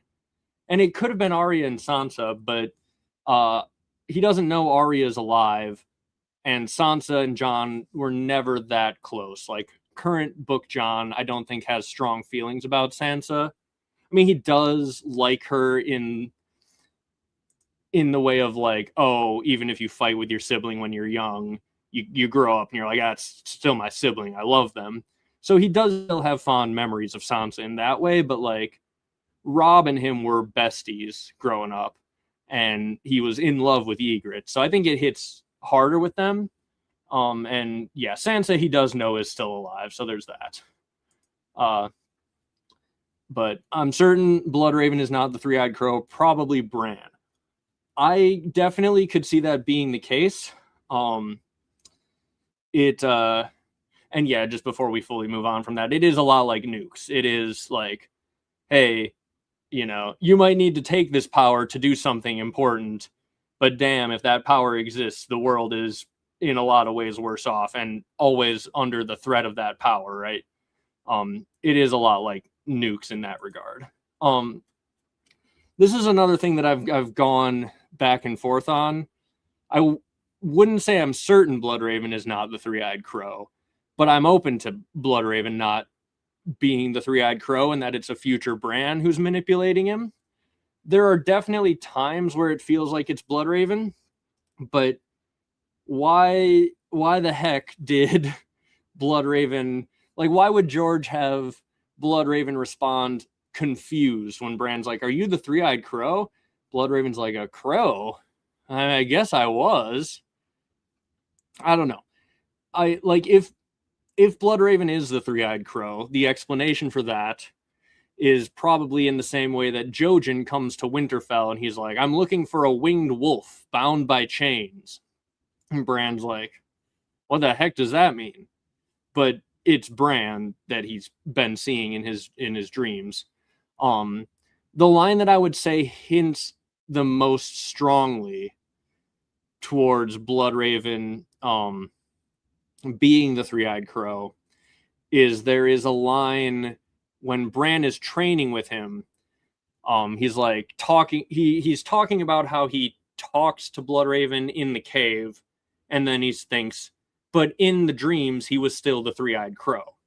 So it seems like they're having conversations outside of Dream in the cave, and then inside the dreams they're continuing those conversations, and Bloodraven is the Three-Eyed Crow.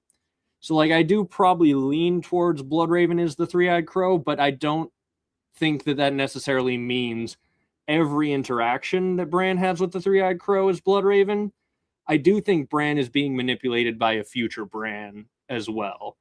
Like, I think that would make the sacrifice that Bran is going through into a self-sacrifice where he's essentially going back in time and sacrificing himself to the greater good of the world. Like, he could be warging into the crows that ask him for corn as a child, which encourages him to keep climbing to feed the crows, which ends up getting him tossed off of the tower by Jaime. It does work really well, in my opinion, for at least some of the manipulations of the Three-Eyed Crow to be a future Bran. But there's enough little lines where I wouldn't say I'm like certain it's not Bloodraven. I think that at least at times, Bloodraven is the Three-Eyed Crow. Let's see.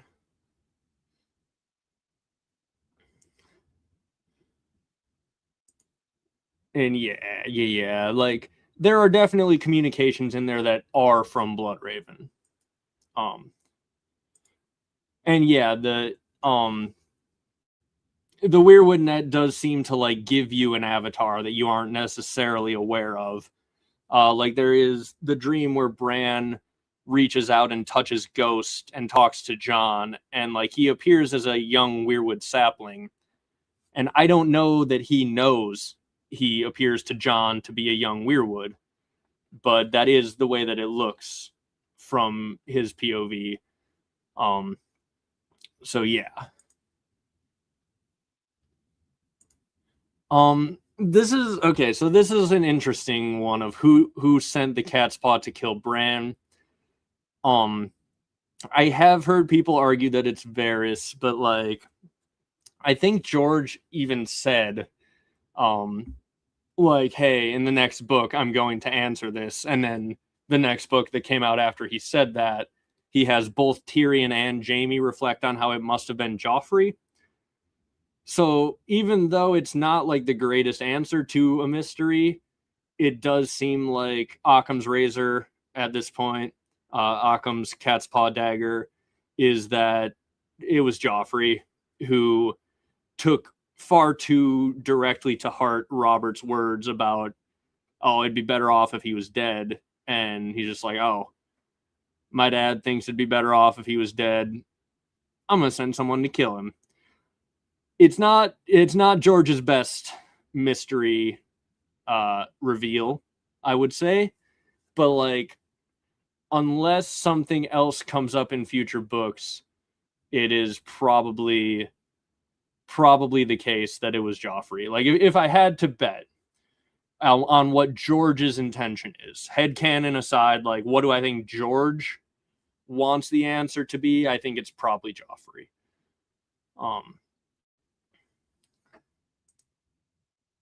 Yeah, this is a good point. Mel does see Bran as a wolf and Bloodraven as a weird tree man, not a crow. And that is true. That is true. I don't know exactly, like, because neither of them in that case, Mel doesn't see either of them as a three-eyed crow. But again, like, there seems to be some aspect of the Weirwood dreamscape space, whatever you want to call it, that shows you the avatar of the person in the way that you need to see them. So like Jojen seeing a winged wolf bound down by chains when he's going to Winterfell where the Starks are wolves, that makes him aware when he gets there that, like, okay, I'm probably looking for a Stark who is in some way not able to achieve his full potential, which is Bran being stuck at Winterfell. Bran is clearly the winged wolf bound by chains that Jojen's looking for. Jon sees Bran as a weirwood with Bran's face. So, like, it allows Jon to recognize who he's talking to in this situation. So, like, Melisandre, maybe for whatever reason, her seeing Bloodraven as a weirwood person is important, right? And we know Mel likes burning weirwoods, so that aspect of Bloodraven's personality might be more relevant to her than him appearing as a three-eyed crow. So yeah. Hey there, Carl Carsnark. Thank you for the reminder to like and subscribe. Always appreciate that. Does help out the stream and the channel and all that good stuff. But let's see.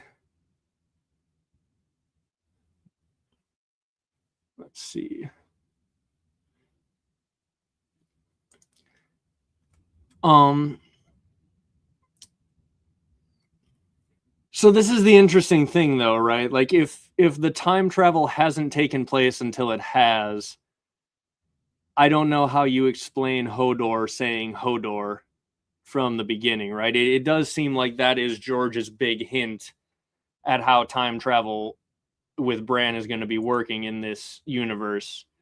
And Bran messing with Hodor happened to Hodor before Bran does it, as far as the story is concerned. So, yeah, I get what you're saying, but it does seem like, however George is going to be using time travel in this world, it is a timeline where Bran's future manipulations have already happened, even though he hasn't yet done them. And so what is Jojen? He's a green dreamer, not a green seer. And I think generally green dreamers seem to be people who are chosen by green seers to send the dreams to. Like, the people who are strapped up to the weirwoods probably can send the dreams and manipulate people through dreams. People like Jojen may not have that power, but he has been chosen as someone who is going to receive these dreams, presumably because he is accepting of them and willing to take action based on them. So that is what you would want if you're someone like Bloodraven or Bran who's trying to manipulate people through dreams. you want someone who's going to take those dreams seriously and go and do what he thinks the dreams are telling him. So that is, I think, what a lot of these green dreamers are, and that's how I would describe Jojen. Thank you again for all the super chats. I'm most interested in House Dane and their sword is got to get into it has to get into Jon's hands somehow. Not saying that because I think he's half Dane, though he is. I am also really interested in House Dane and Dawn. I don't know I don't know how George is going to wrap it all into the story, but I do agree there's so much built up around it that it feels like Dawn has to get wrapped into the story somehow. And like, yes, of the alternate parentage theories for Jon, I will admit him being part Dane is probably the most compelling. Again, for those of you who weren't here earlier, we've talked about R plus L equals J or N plus A equals J. And I come down pretty firmly on the side of R plus L, but the royal we has been trying to convince me otherwise. But I do agree. They're like the House Dane and Dawn have to come into the story and be important. There's so much buildup. There's so much like interest in the fact that like the Danes like Ned. Like there's something weird going on there. Where Ned killed Arthur Dane, yet the Danes like Ned enough to name a kid after him. That, you know, the idea that he was Jon's milk brother, that kid, like, there's something weird going on there. I do agree that George has some questions to answer about House Dane. I just, man, I don't know. Like, I don't know. Jon is pretty darn far away from Starfall. If anyone's going to go there, it feels like it would be Dany. Would Dany getting Dawn do anything? Because, okay, obviously Arthur Dane with Dawn is a badass swordsman, but like if you give Dany Dawn, I don't think she turns into a badass swordswoman. I don't think it's exactly that much, you know. Like I don't know. I don't know if it has that much of an effect where that's a thing. But yeah, like Jon wielding Dawn by the end, like especially if Dany takes Dawn and then goes and, you know, has a relationship with Jon, I could see that being how it gets into Jon's hands. But yeah, that's something I'd have to think about a little bit more. Patchface being a champion of the Drowned God, I think that's decently possible.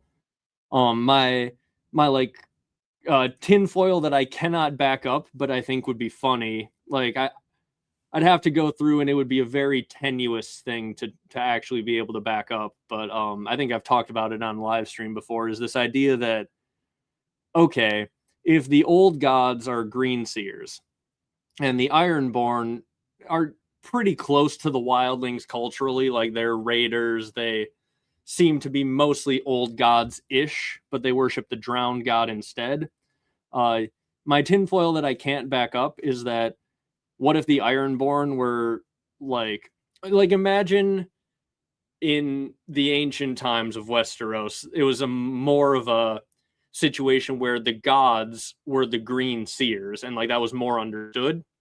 And so rather than just worshiping all of the weirwood trees, sort of like back in ancient human history when like there would be a local god and like you would pray to one god in one city, then you'd travel to another city and you pray to their god, or like the Dothraki do. So this is something George is aware of. The Dothraki will steal gods from a city and bring them all back to their place in Vaes Dothrak. So like that is how it used to go. Like all these ancient cities would have their own god, and they would have like a statue of their god, and you would go and steal the other city's god if you wanted to defeat them, or like if you're a traveler, like I said, you pray to the god of that city. So imagine that the Ironborn were local old ways first men, ancient civilization that was driven out, and they worshipped a specific green seer. If that green seer was underneath a weirwood like the one, say, at the Night Fort that is the Black Gate, that is now in the wall, well, at the bottom, like, a little below the face that is the Black Gate, that's the face in the weirwood, it's full of water. So if there was a green seer down in the roots, even further down, like, you got the top of the tree at the top of, in the Night Fort kitchen, down here's the face, down here's water, the roots are underwater. So if you were a worshiper of a green seer who used to be above water, then they did all the water magic to build the wall, your god would now be eternally underwater. So you are now worshiping a drowned green seer who is probably still kept alive by the weirwoods, aka a drowned god. So that's my tinfoil, is that the original idea of the drowned god came from the fact that the Ironborn at first worshipped a green seer under one of the trees that was built into the wall, potentially even the Night Fort. They were chased out by the Starks or Bran the Builder way back when, but they kept up this worship of this same god, and they were still communing with and getting visions from this same green seer, who is now drowned underwater in his watery halls of his root cave that's underwater. And that's the drowned god. It's basically the old gods, but a green seer who's drowned. That's my tinfoil. So if Patchface is a champion of him, that could track. Like if the drowned god is real, I think that's a compelling way for it to be worked into like the broader way that the old gods seem to work. But I don't know. Patchface is definitely getting some Patchface is getting something from someone somewhere. Like he's got some foresight. I don't know what the deal exactly is about all of it. But that is, if I had to say, that's one of the other things that I hope we find more out about in the Winds of Winters. Like we get more Patchface shenanigans. Yes, the shadows come to dance, my lord, dance, my lord, dance, my lord. Like if the others end up being shadows, he's right on the ball. And if he's getting visions from a green seer who's built into the wall, it would make sense that he is on the ball with what is going on there. Back to the time travel thing. Ned, see, I personally think, just again, as I said, because of the Hodor situation, I think Ned probably did originally hear voices in the Weirwood Grove in the original timeline, but they wouldn't make sense to him, right? That's kind of the problem. And the thing I was talking about with Jojen is when he gets dreams, he takes action based on them. When Ned gets these communications from Bran where he hears the weird voice on the wind rustling the leaves, and maybe he hears them saying father, but if you were out in the woods and you heard someone say, "Father, it's me," you would be like, "What?" I'm not, like, I should say, when you were like a teenager who has not yet had children, if you hear someone saying, "Father, it's me," you're going to ignore it or think you were just hearing things that weren't there. So I think that kind of is the tragedy of like Bran's communications with Ned, is that he's trying to communicate with him in a way that Ned is not going to be able to understand. And then potentially by the time Bran is leveled up to understand how he could maybe communicate with Ned in a way Ned would understand, Bran will maybe be smart enough to realize he can't do that. Like he'll be past the point of like, I want to talk to my dad, and he'll be moved on to the point of, I want to manipulate the timeline in the way that I need it. So that I think is, I do think Ned probably heard the voices in the original timeline, but it's like how Howland Reed was supposedly taught to talk to the trees. I think you need to learn what those voices on the wind are in order to take them seriously, whereas Ned didn't learn that, and Howland Reed did, and that's why I think someone like Jojen or Howland, if Bran was communicating with a future Howland, there are people who could understand the voices on the wind. Osha talks about how the voices on the wind are the gods talking through the trees. But again, Ned probably didn't take them seriously, even if he did hear them. So I that's how I would read those situations. And yes, George says that Dawn is greater than Valyrian steel, and we got to know why. I do agree. Like, we got unanswered questions about Dawn for sure. I do hope we get some sort of answer on that one for sure.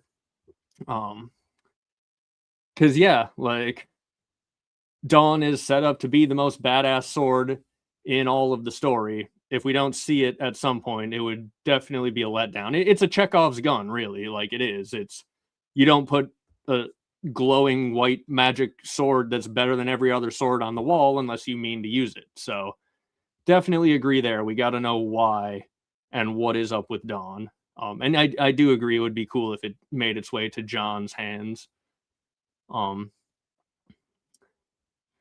Let's see.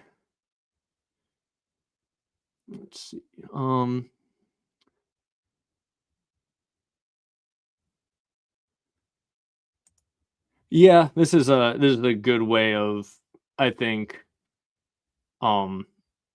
explaining how Bran's going to try to manipulate people without fully taking over their bodies, right? He's trying to manipulate them with the power of stories and suggestion and dreams and symbolism and things like that.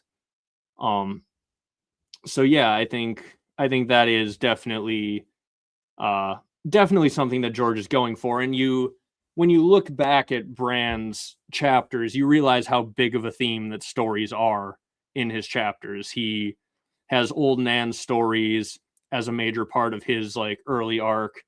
He hears about the Night of the Laughing Tree and Howland Reed because he asks Mira for a story. Like, Bran is a kid who loves stories and understands how powerful they are, and that's a big part of his whole arc. So I do think that, like, yeah, it's going to continue to be an important part of his arc. And I do think that the line "who has a better story than Bran the Broken" could have come from George, and would be much better in a different context where Bran actually has the best story, unlike in the show where they left him out for an entire season and then didn't want to go into detail with the magic that he was dealing with, which obviously hurt his story quite a bit. So don't give George too much heat for the "who has a better story than Bran the Broken" line, because in the proper context, it could go pretty hard. Another super chat here.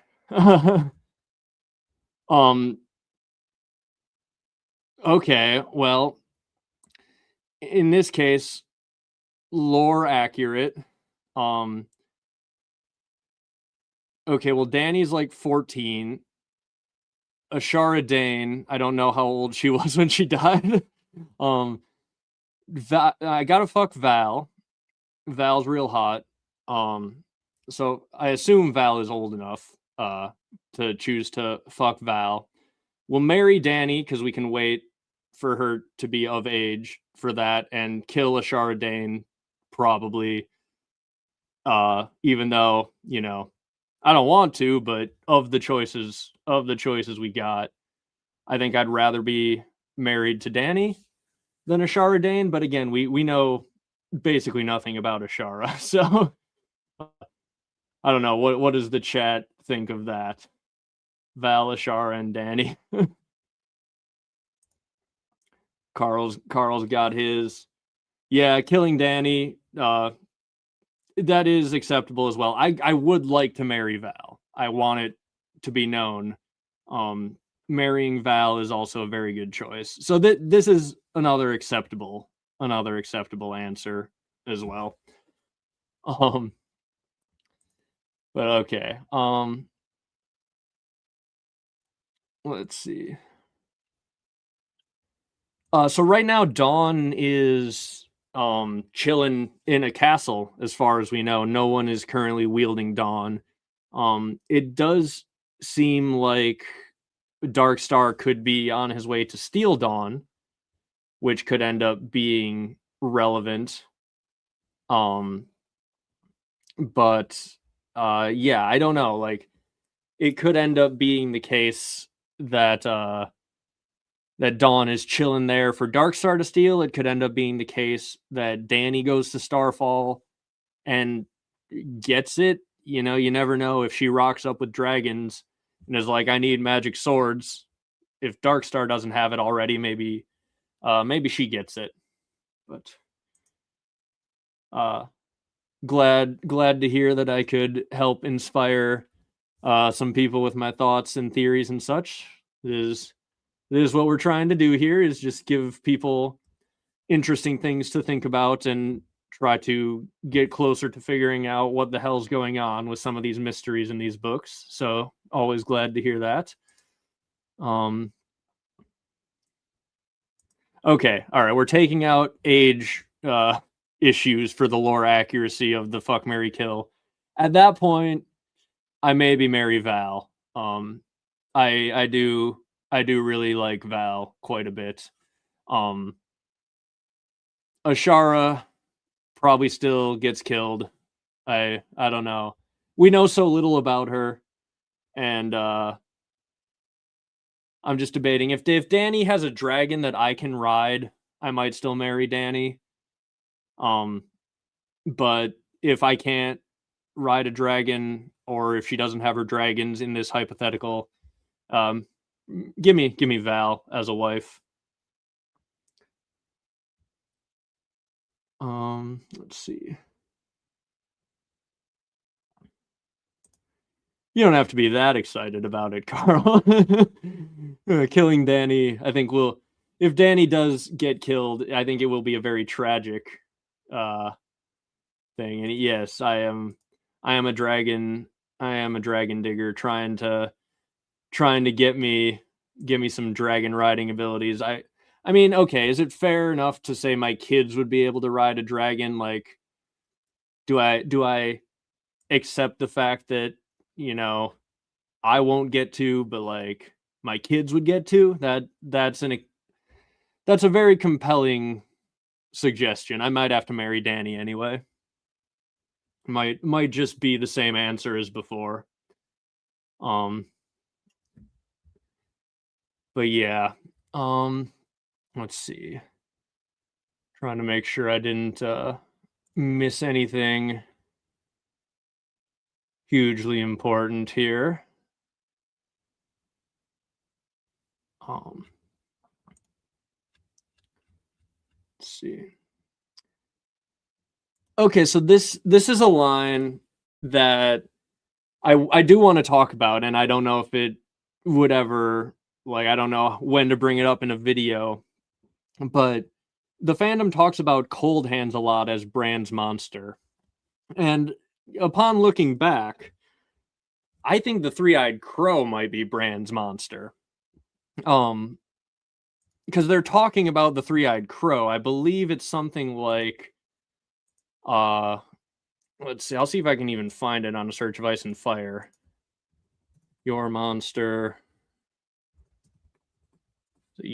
Brandon Stark.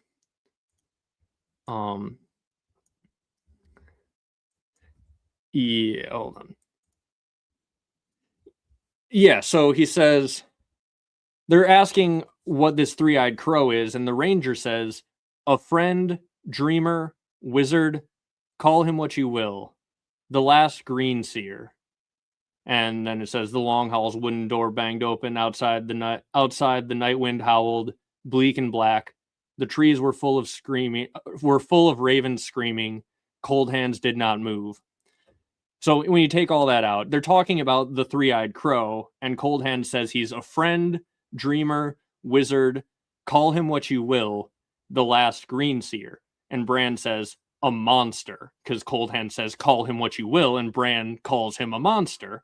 And the Ranger looked at Bran as if the rest of them did not exist and says, your monster, Brandon Stark. Meaning that the Three-Eyed Crow is Bran's monster to deal with. So this is a common thing that the fandom refers to Cold Hands as Bran's monster, but I think it's the Three-Eyed Crow who he's calling the monster. And, you know, feel free to look that up on a search of Ice and Fire in Bran Wanna Dance with Dragons. But, like, that's something that even I had like my head, like I had that switched around in my head because of how often the fandom talks about it that way. But upon a recent reread, it does really seem like, no, the Cold Hands isn't the monster. The Three-Eyed Crow is your monster, Brandon Stark. Like, basically just meaning this situation is yours to deal with. Like, this abomination of these immortal weirwood bodies is an issue that Bran Stark is going to have to solve. Ashara is Valyrian and gorgeous per description. Laughing purple eyes sounds hot. Plus, I think she's the woman on the Shy Maid. Her body is amazing. That's the thing. Like, you've given me a fuck, marry, kill of like 3 of the most canonically gorgeous women in the world, right? Like,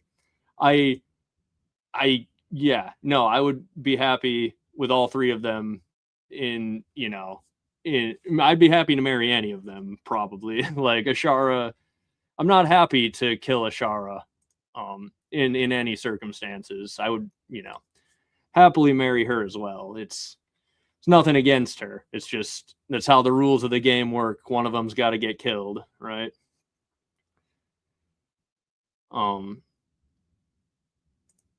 Oh, this is another thing that I want to talk about that's not like a big enough topic for a video. But the battle on the Trident, right? So he's asking if Rhaegar had Blackfire on the Trident, would he have killed Robert? And I don't know, but like, this was a thought that I had recently, is like, think about how you would want to fight giant Warhammer wielding young Robert Baratheon, right? You would want to fight him in a similar way to the way that Oberyn beats the Mountain, where you're dancing around, avoiding his big Warhammer blows and maybe getting a stab in here, a stab in there. Like, agility and avoiding his Warhammer are your prime things that you need, right? Like, you get one hit from that Warhammer, you are going to lose the fight. And yes, they were on horseback, which makes it pretty darn hard to dodge. But more so than that, like, so basically, I think, one, them being on horseback makes it difficult to fight Robert in the way that Rhaegar would have to fight him if he wants to win. Because, like, you're dealing with armor. Warhammer's going to cave in your armor, whereas a sword, you got to be precise with your stabs, and you got to, you know, dance around a little bit. They're on horseback, and even if they get off their horses, they're in a river. Or if you want to be dodging with your horse, you're in a river. I'm sure most of you have been knee deep in a river or a kiddie pool or whatever at some point. It's hard to move. Like, it's hard to move, you know, in the way that Rhaegar would want to. So, like, the Trident was perfectly set up for Robert to beat Rhaegar. And whether that's like intentional timeline shenanigans or not, I don't know. But like, the last place that I would want to be fighting against Robert Baratheon if I'm Rhaegar Targaryen is in a river. Whether you're on horseback or whether you're on foot, like, I wouldn't want to be knee deep in water as you're trying to avoid that giant ass Warhammer. So yeah, like, Robert did also take some wounds at the Trident. So Rhaegar put up a good fight, but like, the odds were stacked against Rhaegar in that sword on Warhammer fight. Let's see. And yeah, you'd want Arthur Dayne to be the one fighting him if you could, that's for sure. And I don't think that Rhaegar meant to lose, but at the same time, like, bro was heavily into prophecy and such. If he knew he was going to lose because of prophecy, like, but he was trying to bring about the prince that was promised and save the world, and he was getting visions that that's what he needed to do. Maybe much like Jojen, he would have gone to his own death, but I don't lean towards that being the case. I think he probably didn't think he was going to die. At least not when he set out. But, you know, yeah, like this is a compelling idea to me. I've definitely thought about this before, and I think it would fit with Rhaegar's prophecy obsession. For sure, that like if he knew he was going to lose, I think he would still do it anyway. And like that, I think, right? Because this is one of the things that I think a lot of people get wrong about prophecy in these books. Because like a bunch of people, as I said, were annoyed that there's so much prophecy in House of the Dragon, or that like Aegon's dream seems to be like a prophetic motivation for the Targaryens. And I some people claim that ruins the story, and I don't think so. I think that what George is trying to say with a lot of this fantasy world building, these, you know, messing with fantasy tropes and turning them on their heads, is he's trying to say, like, you don't want to live in a fantasy world. You don't want to live in a world where you've got dreams pushing you to be this prophesied person and that have this grand prophetic world-altering destiny that you have to fulfill, right? He puts a bunch of characters in a position where they have that going on, and then it goes badly for them. Or like if you are Bran, who is in that world-altering position, what does Bran want to do? He wants to spend more time with his family and the people that he loves, and not be on this horrible world-altering quest. Like, these people who are affected by prophecy in George's world have it be a negative for them. These people who are granted these magical powers, oftentimes, you know, they get their prick bitten off by prophecy, as Marwyn says. Like, I think that is the idea sort of distilled to its, you know, most hilarious form, is that, yeah, prophecy will bite your prick off. I think a lot of what George is saying about this is like, you don't want to live in a fantasy world. You want to live in this world and spend time with the people you love. And that is what I think is a big point of these books, is you don't want to be an immortal god hero strapped to a tree, because you're going to have to make some very dark and horrible decisions. You don't want to be a prophesied prince whose line is meant to save the world, because, well, you know, what if that takes you off in a direction like Rhaegar, where like following the prophecy is going to lead to your death, or certain characters in House of the Dragon, where following this prophecy that you may be destined towards is going to tear your family apart or lead to your destruction. I think that's a lot of what George is saying about this stuff. Yeah, hero work is thirsty work, basically. And yeah, being a hero ain't all it's cracked up to be, really. Like, it rarely ends well for these people or the people around them. But okay, we got fuck, marry, kill, Ramsay, the Mountain, and Biter. Oh god, this is like the opposite of the last one, where you want to marry them all. This one, you want to kill them all. Okay, well, you gotta, assuming Biter is already broken in the way he is, you gotta kill Biter. Who can I fix? You can't fix Biter. Can you fix Ramsay? Can you fix the Mountain? I mean, this is, feel free to drop your own answers in the chat, but this is probably, because Biter is the one who ate Brienne's face. I think he is so broken by the time he's Biter that he is the least fixable of all of them. So maybe you kill Biter, and probably marry the Mountain. And unfortunately you marry the Mountain, and unfortunately you fuck Ramsay. You hope Ramsay doesn't flay you in the fucking, but then you're away from him. You don't have to deal with him long term. And the Mountain, if you're married to him, you hope he can just kill all the people you don't like, sort of like the relationship Tywin has with the Mountain. But realistically, you're hoping that the Mountain you're married to gets himself offed by somebody else. I think that's where I go with that one. But chat, if you've got a better argument, I'm open to hearing it.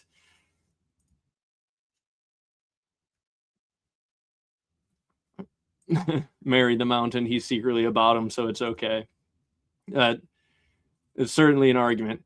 Yeah, I do like, you wish you could kill Ramsay, but at the same time, like, who's more likely to mess you up in the one night stand that you have with them? I don't want to get near Biter's face.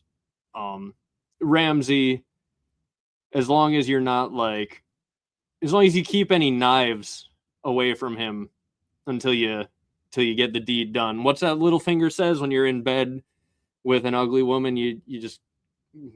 What does he say? You close your eyes and get the job done, basically. Something like that in the show. That'd be how I would get in and out of it with Ramsay. You get the job done, and you try to keep all the knives away from him until the job is done. And then you definitely marry the Mountain and hope you can fix him, but you probably can't. So you hope someone else takes him out pretty quick, and you can remarry at some point. Probably the safest answer there with Ramsay. That would probably be my strategy too. No, Ramsay doesn't get to hunt you down. If that's part of the deal, I might have to switch up my answer.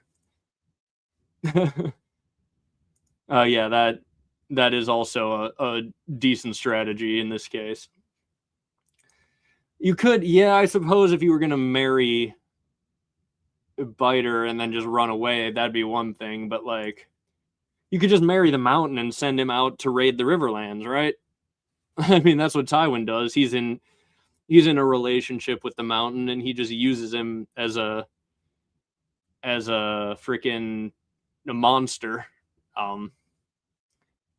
Like, yeah, right. It's got to be that, because the Mountain has proven he can be like a useful monster in a relationship in that way for Tywin, but the other two, there's no chance of any long-term anything, right? Yeah, no, Ramsay can never be the marriage. There's no, like, I think we got the three worst characters in the book for a fuck, marry, kill, and Ramsay is it's one of the few times Ramsay isn't the kill. But yeah.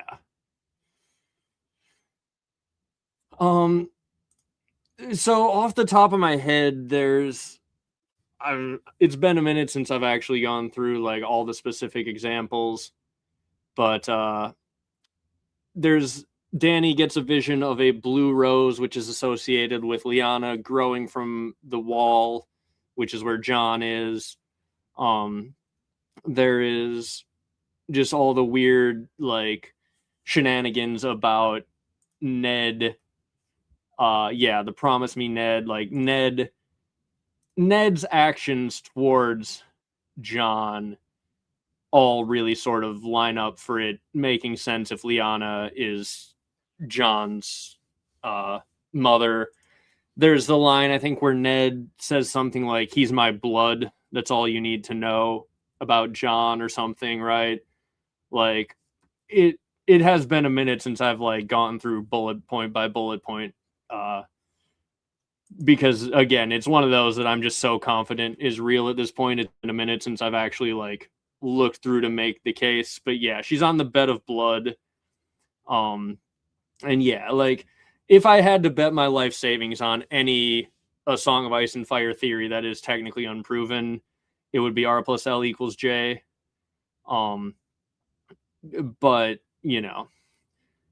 it, like, and especially as I said, like, this is cheating because you're asking, I'm sure, about indications in the books, which again, I think there are a lot of them. But in the show, they straight up ask, or George straight up asked the showrunners, like, who is Jon's mom? And it was a test to see how well they paid attention to the books, and they answered it, and then he let them adapt the series, so presumably they got it right. And then, you know, them getting that answer right, and then them choosing it, or them revealing R plus L equals J, I think pretty much confirms it. So if that's the case, maybe, like, it, I don't think so, but like, it, if it's not Lyanna who's Jon's mom, it would be Ashara, I guess. But like, I just don't see that. Like, I don't see what Brandon plus Ashara adds to the story, and I don't see in the case of Brandon plus Ashara equaling Jon, why does Ned lie? Like, like, if Ned is lying about him being Brandon's kid, that makes no sense, because then he's just like, well, like, why tank all of the hatred from Catelyn and all the embarrassment of potentially fathering a bastard if he's not a Targaryen, right? Like, the fact that he needs to hide him as a child of Rhaegar from Robert is the only reason that that he lies. If he was Brandon's kid, he could just be like, yeah, this is Brandon's kid. It's Brandon's bastard. I'm raising him because Brandon is dead. Like, there's nothing really for Ned to need to lie about there. And like, you could, I guess, argue that if Jon was legitimate and Brandon's kid, then Ned is just lying so that his kids can inherit, so that he can inherit Winterfell. And I don't think Ned even wanted to inherit Winterfell. If Brandon had an heir that Ned could just be regent for until he came of age, Ned would definitely do that. So I don't think Brandon plus Ashara equaling Jon makes the most sense. But yeah, so this is something that I go somewhat back and forth on. The children have in the past been evil, without a doubt. Whether the current children in the cave with Bran right now are helping or are still evil is something I go back and forth on. Like, when I first saw King Bran was the result in the show, I was like, oh no, that is a very dark future, because that kind of feels like the Children of the Forest have done a hostile Weirwood takeover of Westeros. And I, like, one of my really old videos from like back when season 8 had just aired was like the revenge of the Children of the Forest, because I was like, damn, like, I don't see how this goes without being pretty darn dark. And I think the first thing that kind of made me start to come around to like, okay, maybe King Bran is not entirely evil. I think it was a David Lightbringer video about like the I think it was about the Summer King, Winter King mythology. And that made me first think like, okay, yeah, that does track. And then like I went back and started looking at Bran's story again, and like I eventually came to the conclusion that like, yeah, there is ways for this to work out where Bran is not just an entirely evil character, and he is a good king rather than just the evil, hostile Weirwood takeover of Westeros for another 10,000 years. But all of that pretty much primarily revolves around him rejecting a lot of the Green Seer, the typical Green Seer powers, which in the story he might do, because when he's told you're going to live on long after all of us are gone by Jojen and Mira, he thinks he doesn't want that. He doesn't want to live on when all his friends are gone. And the children in the cave refer to Bloodraven as the last Green Seer, which, if Bran's going to become a full-on immortal Green Seer, doesn't really, like, unless it means that he is the last Green Seer right now, meaning the only one. But again, we see those bodies down in the cave that are presumably still Green Seers, even though they're mostly inside the trees. So him being the last person to become a full-on Green Seer would make sense of it would make sense of the name The Last Green Seer if they know Bran is destined to reject this and build a new, better system. That makes sense to me. So yeah, like, I think I made my point. Bran, I think is probably not going to be necessarily an evil result, King Bran in the end. So that leads me now to being more on the side of the children currently in the cave with Bran are trying to do what's best, but the children a long time ago were doing massive sacrifices to bring down the Hammer of the Waters and probably created the first others that they had to deal with in the original Long Night on some level. So yeah, the children, if not entirely evil, are certainly as gray as humans can be, for sure. And yeah, the only reason Ned lies is the promise you make to your dying sister to hide her kid. I do agree with that. And yeah, if you just go back through a lot of Ned's chapters and even Jon's chapters and just the books in general with the idea of R plus L equaling J in mind, it answers a lot of questions. And yeah.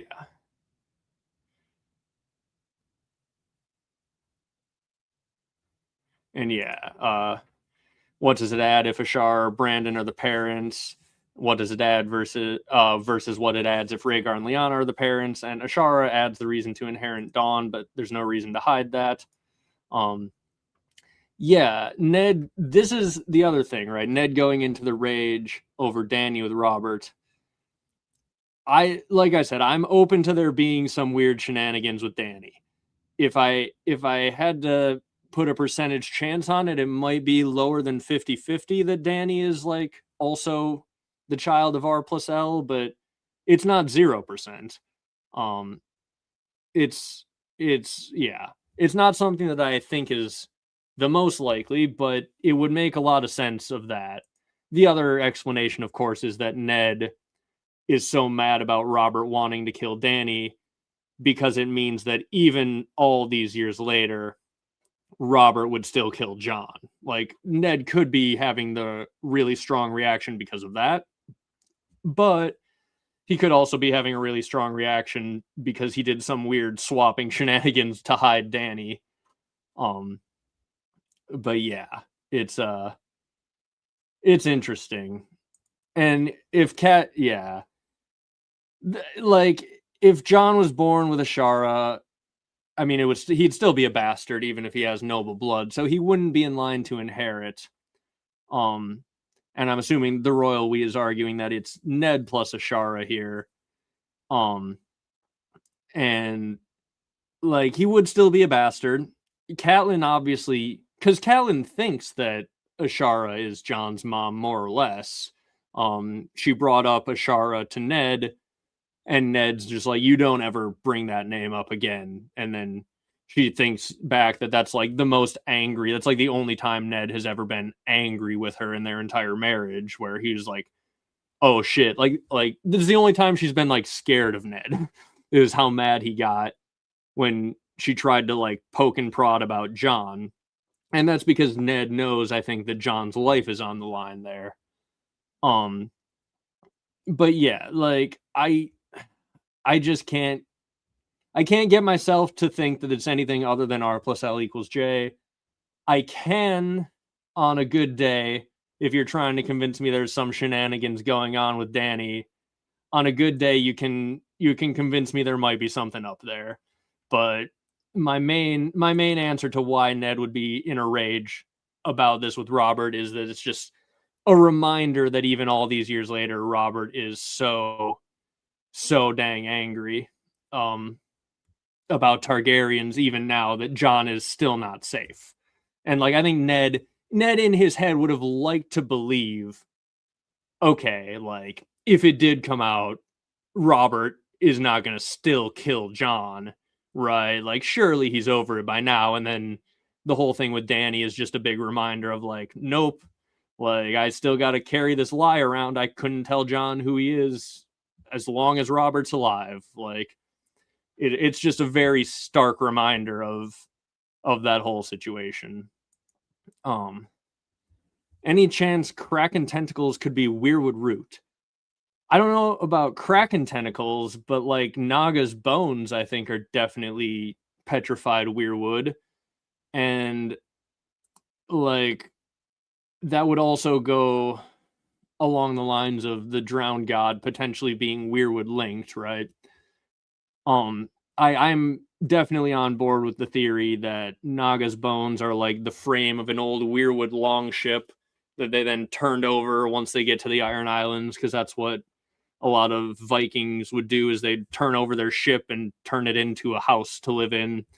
And you know, if weirwood petrifies and all the other wood around it rots, if your boat was built out of weirwood beams essentially and a normal wooden frame, thousands of years later, once you flipped over your boat into a longhouse, you would have Naga's ribs.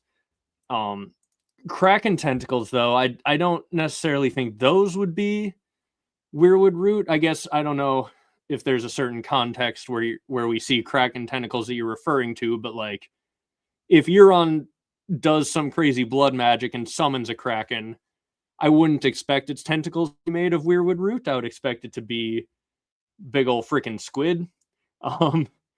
But like it is interesting, yeah. Like the Kraken where the body is like the tree and the tentacles are the branches. Like it's an interesting image for sure. The tentacles are the branches or the roots or whatever. Like it'd be cool. But yeah, I don't know. Okay, so this is a good one here. What are the motivations of the others in the framework of the idea that they're green seer shadow babies? And this is what's really like, this is one of the core mysteries at this point. But the way that I see it is essentially you have a couple options. Either as the green seers, you want to maintain the old ways that currently exist where people worship the weirwoods, they feed blood into the weirwoods and keep your body alive. So if you're a green seer who's cast out shadow others, one way I view it is that the others could be the enforcement mechanism essentially for the old ways, right? Like if the people as a whole, like let's assume that the green seers require the blood sacrifice to the weirwoods to keep their bodies alive. That seems to be pretty well set up. Like it's like the glass candles where in the draft George says the glass candles can also give you immortality once you're bound to them, but the bond needs to be renewed from time to time with blood. And you've got these bodies that are strapped up into the weirwoods. People feed blood sacrifice into the weirwoods. I assume that blood and that magical power goes towards keeping the bodies down in the roots alive. So, if you're one of those bodies, you need to make sure people for thousands and thousands of years keep feeding blood into those trees so that you can be immortal. And if your body is going to be trapped down there, unable to do anything, it would be pretty helpful to have shadows cast out there where if people ever stopped feeding enough blood into the weirwood in sufficient quantities where you felt like your life was at risk, those shadows come along and mess them all up and start killing a bunch of people, feeding plenty of blood into the weirwoods, or at the very least, scaring the hell out of everyone so that they go right back to worshiping the trees. Now, if the wall is a big line of weirwood trees, and the magical power of the weirwoods is required to keep those shadows away, that's also some really good motivation to feed the blood into them. So basically, the way that I see it is the shadowy others in the north their motivation is the motivation of the green seers who cast them, which is to enforce the old ways, to ensure that for thousands and thousands of years, everyone will continue to sacrifice blood to the weirwoods. And as long as you keep doing that, the wall's magic will keep working, and the crazy unstoppable icy shadows will not come and kill you. Should ever anything go completely wrong with that, should people stop following the old ways, should the weirwood's power weaken, well then suddenly these shadows can come back and put everyone in order. That is roughly the way I see it. But another interesting possibility is that some of these green seers at this point might have also decided they want to die, like Bloodraven specifically. It wouldn't surprise me if he's realized, like, oh damn, I don't want to be a husk strapped to a tree forever. So some of them might be organizing the defeat of the old ways, or essentially like uh the destruction of their bodies. Like they might desire death at some point after 10,000 years of being a husk out there. So it is also possible that some of the green seers, and therefore some of the others, are like driving the world towards this cataclysmic event that will end the old age and the old ways. Um, and those are basically the two ways I could see it going, right? Either these immortal bodies want to maintain their immortality forever and Weirwood control forever, or they want to bring about the big prophesied Song of Ice and Fire, this big magical event that can end the old ways and end this state that they have found themselves in. Which one of those it is, I think, is up in the air. I would lean more towards the others probably want to maintain the old ways, and our characters are going to have to deconstruct the old ways and build new ways. But yeah, if there end up being others who are like fighting on the side of the Starks in any capacity, it could be the case that some Green Seers, or again potentially Jon, if he's able to cast Icy Shadows, like are maybe casting them for a different purpose. But in general, like historically speaking, I think you set it up where you're kept immortal by the trees. You need people to sacrifice into the trees. You put up a big wall powered by the trees, and on the other side there's spooky icy shadows, right? Like think about why do leaders of a society want to build a wall? It's because they otherize the people on the other side of the wall. They make you scared of the people on the other side of the wall and say, well, hey, stick with me and I'll defend the wall. Like keep doing things our way so that those others on the other side of the wall can't come and mess everything up. It's a metaphorical, like it's a metaphor in a lot of ways, I think, for the walls that we as humans build to otherize other people. But it also works magically in that, like, hey, we actually do have monsters on the other side of the wall in this world. Like we created monsters on the other side of the wall. You better keep the walls magic powered. And oh, by the way, the magic of the wall also benefits me, the Green Seer. So yeah, that's roughly how I view it. And yeah, the others are obviously doing it for the love of the game, for sure. Yeah. This is one of the very interesting things that I'm also looking forward to in the Winds of Winter. Aemon's body is preserved and on a ship with Marwyn the Mage, who, yeah, knows a lot about magic, who's heading to Dany, who craves her family. Aemon will be back. I like the idea a lot. It feels like George didn't preserve Aemon's body in a cask of rum for no reason.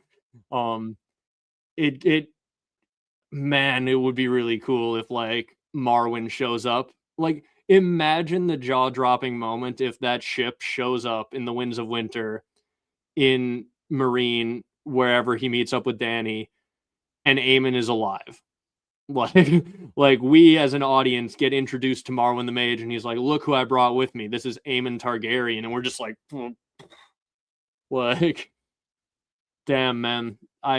It would be wild. I don't know if Marwyn has the necromancy powers to pull it off, but like, man, if anybody does, I wouldn't put it past Marwyn the Mage for sure.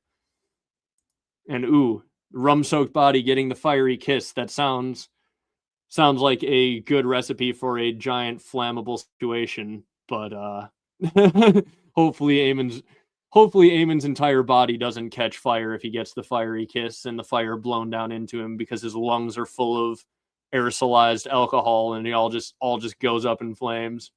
But yeah, no, this would be the appropriate reaction if like freaking Marwyn rocks up to Meereen and just like walks off the ship and Aemon Targaryen's walking with him. Like that would be the appropriate reaction. And yeah, this this is one that I, like I said, I've been meaning to bring this up, but I haven't live streamed in way too long. I will try to not make it as long of a wait until the next one. I should have more time for more live streams over the winter than I do throughout the fall. But yeah, the Three-Eyed Crow is Bran's monster, not Cold Hands. This is a thing that I think has been repeated enough times in the fandom that, like I said, I misremembered it. So like I understand how it happened. You hear so many times, Cold Hands is Bran's monster. Cold Hands is Bran's monster. But no, they are talking about the Three-Eyed Crow. He is Bran's monster. And what that means is, I think, on some level or another, he is the monstrous situation that Bran has to deal with. I don't know if he's like going to fight against him and that he's the monster that he has to defeat, but the situation of being a green seer, this like weirwood hive mind that Bran, this old ways weirwood hive mind that Bran will likely have to deconstruct, I think, is Bran's monster to defeat. So on that level, realistically, it could just be because Cold Hands is saying the cool line, like he's calling him a dreamer, a wizard, a friend, and Bran's like a monster, and he's like your monster, because that's a cool line to drop on a kid when he calls the guy who's like in charge of you a monster. He's just like, well, he's your monster, so you're gonna have to deal with him. It may not be deeper than that, but yeah, Three-Eyed Crow is Bran's monster, and yeah, it does sound like it could lead to some wild fiery shenanigans and all that stuff. Makes me think of King Solomon, Bran the Builder with the 79 Sentinels. Makes me think of King Solomon and the 72 demons he controlled to build his temple and other structures he built. That is interesting. I'll have to look into that, actually. I don't know as much deep Bible lore as I would like to, and probably not as much as I used to. But that is something definitely to look into. Kirsty always has a bunch of cool lore connections to look into for sure. But okay, I do think I am getting pretty close to wrapping this up. We've been going almost 3 hours, and I can feel my voice starting to go a little bit. So thank you guys all very much for joining me. I hope I did not miss any major questions or anything like that. Let me just double check. No, I think I got all of the super chats. Thank you all very much for those super chats. It was very kind of you. Very kind of all of you to spend your Friday night here hanging out. Back to just, summarizing what we talked about in the beginning. Very excited for the future of Westeros-based content. I think that the next several years are going to be really, really good. Getting content in Westeros every single year, presumably throughout the rest of the 2020s, hopefully the early 2030s. And as I talked about in the beginning, if you missed it, I think we can have these prequels and some future prequels carry us right on all the way up to, in 10 years or more, a reboot of Game of Thrones where they commit to doing it right. And then after that, we can have sequels, 30 years more of good A Song of Ice and Fire content if HBO just handles this correctly. I think it'll be good, man. I think we're in a really good spot for all of this. Filming seasons back to back, renewing multiple seasons at once, all of it, real good stuff. So happy, excited. Hopefully all of you are as well. Like I said, I won't have it be another several months before my next stream. I'll be back here at some point before too long, hopefully. So thank you all very much for watching. And yeah, we'll be back again at some point pretty soon.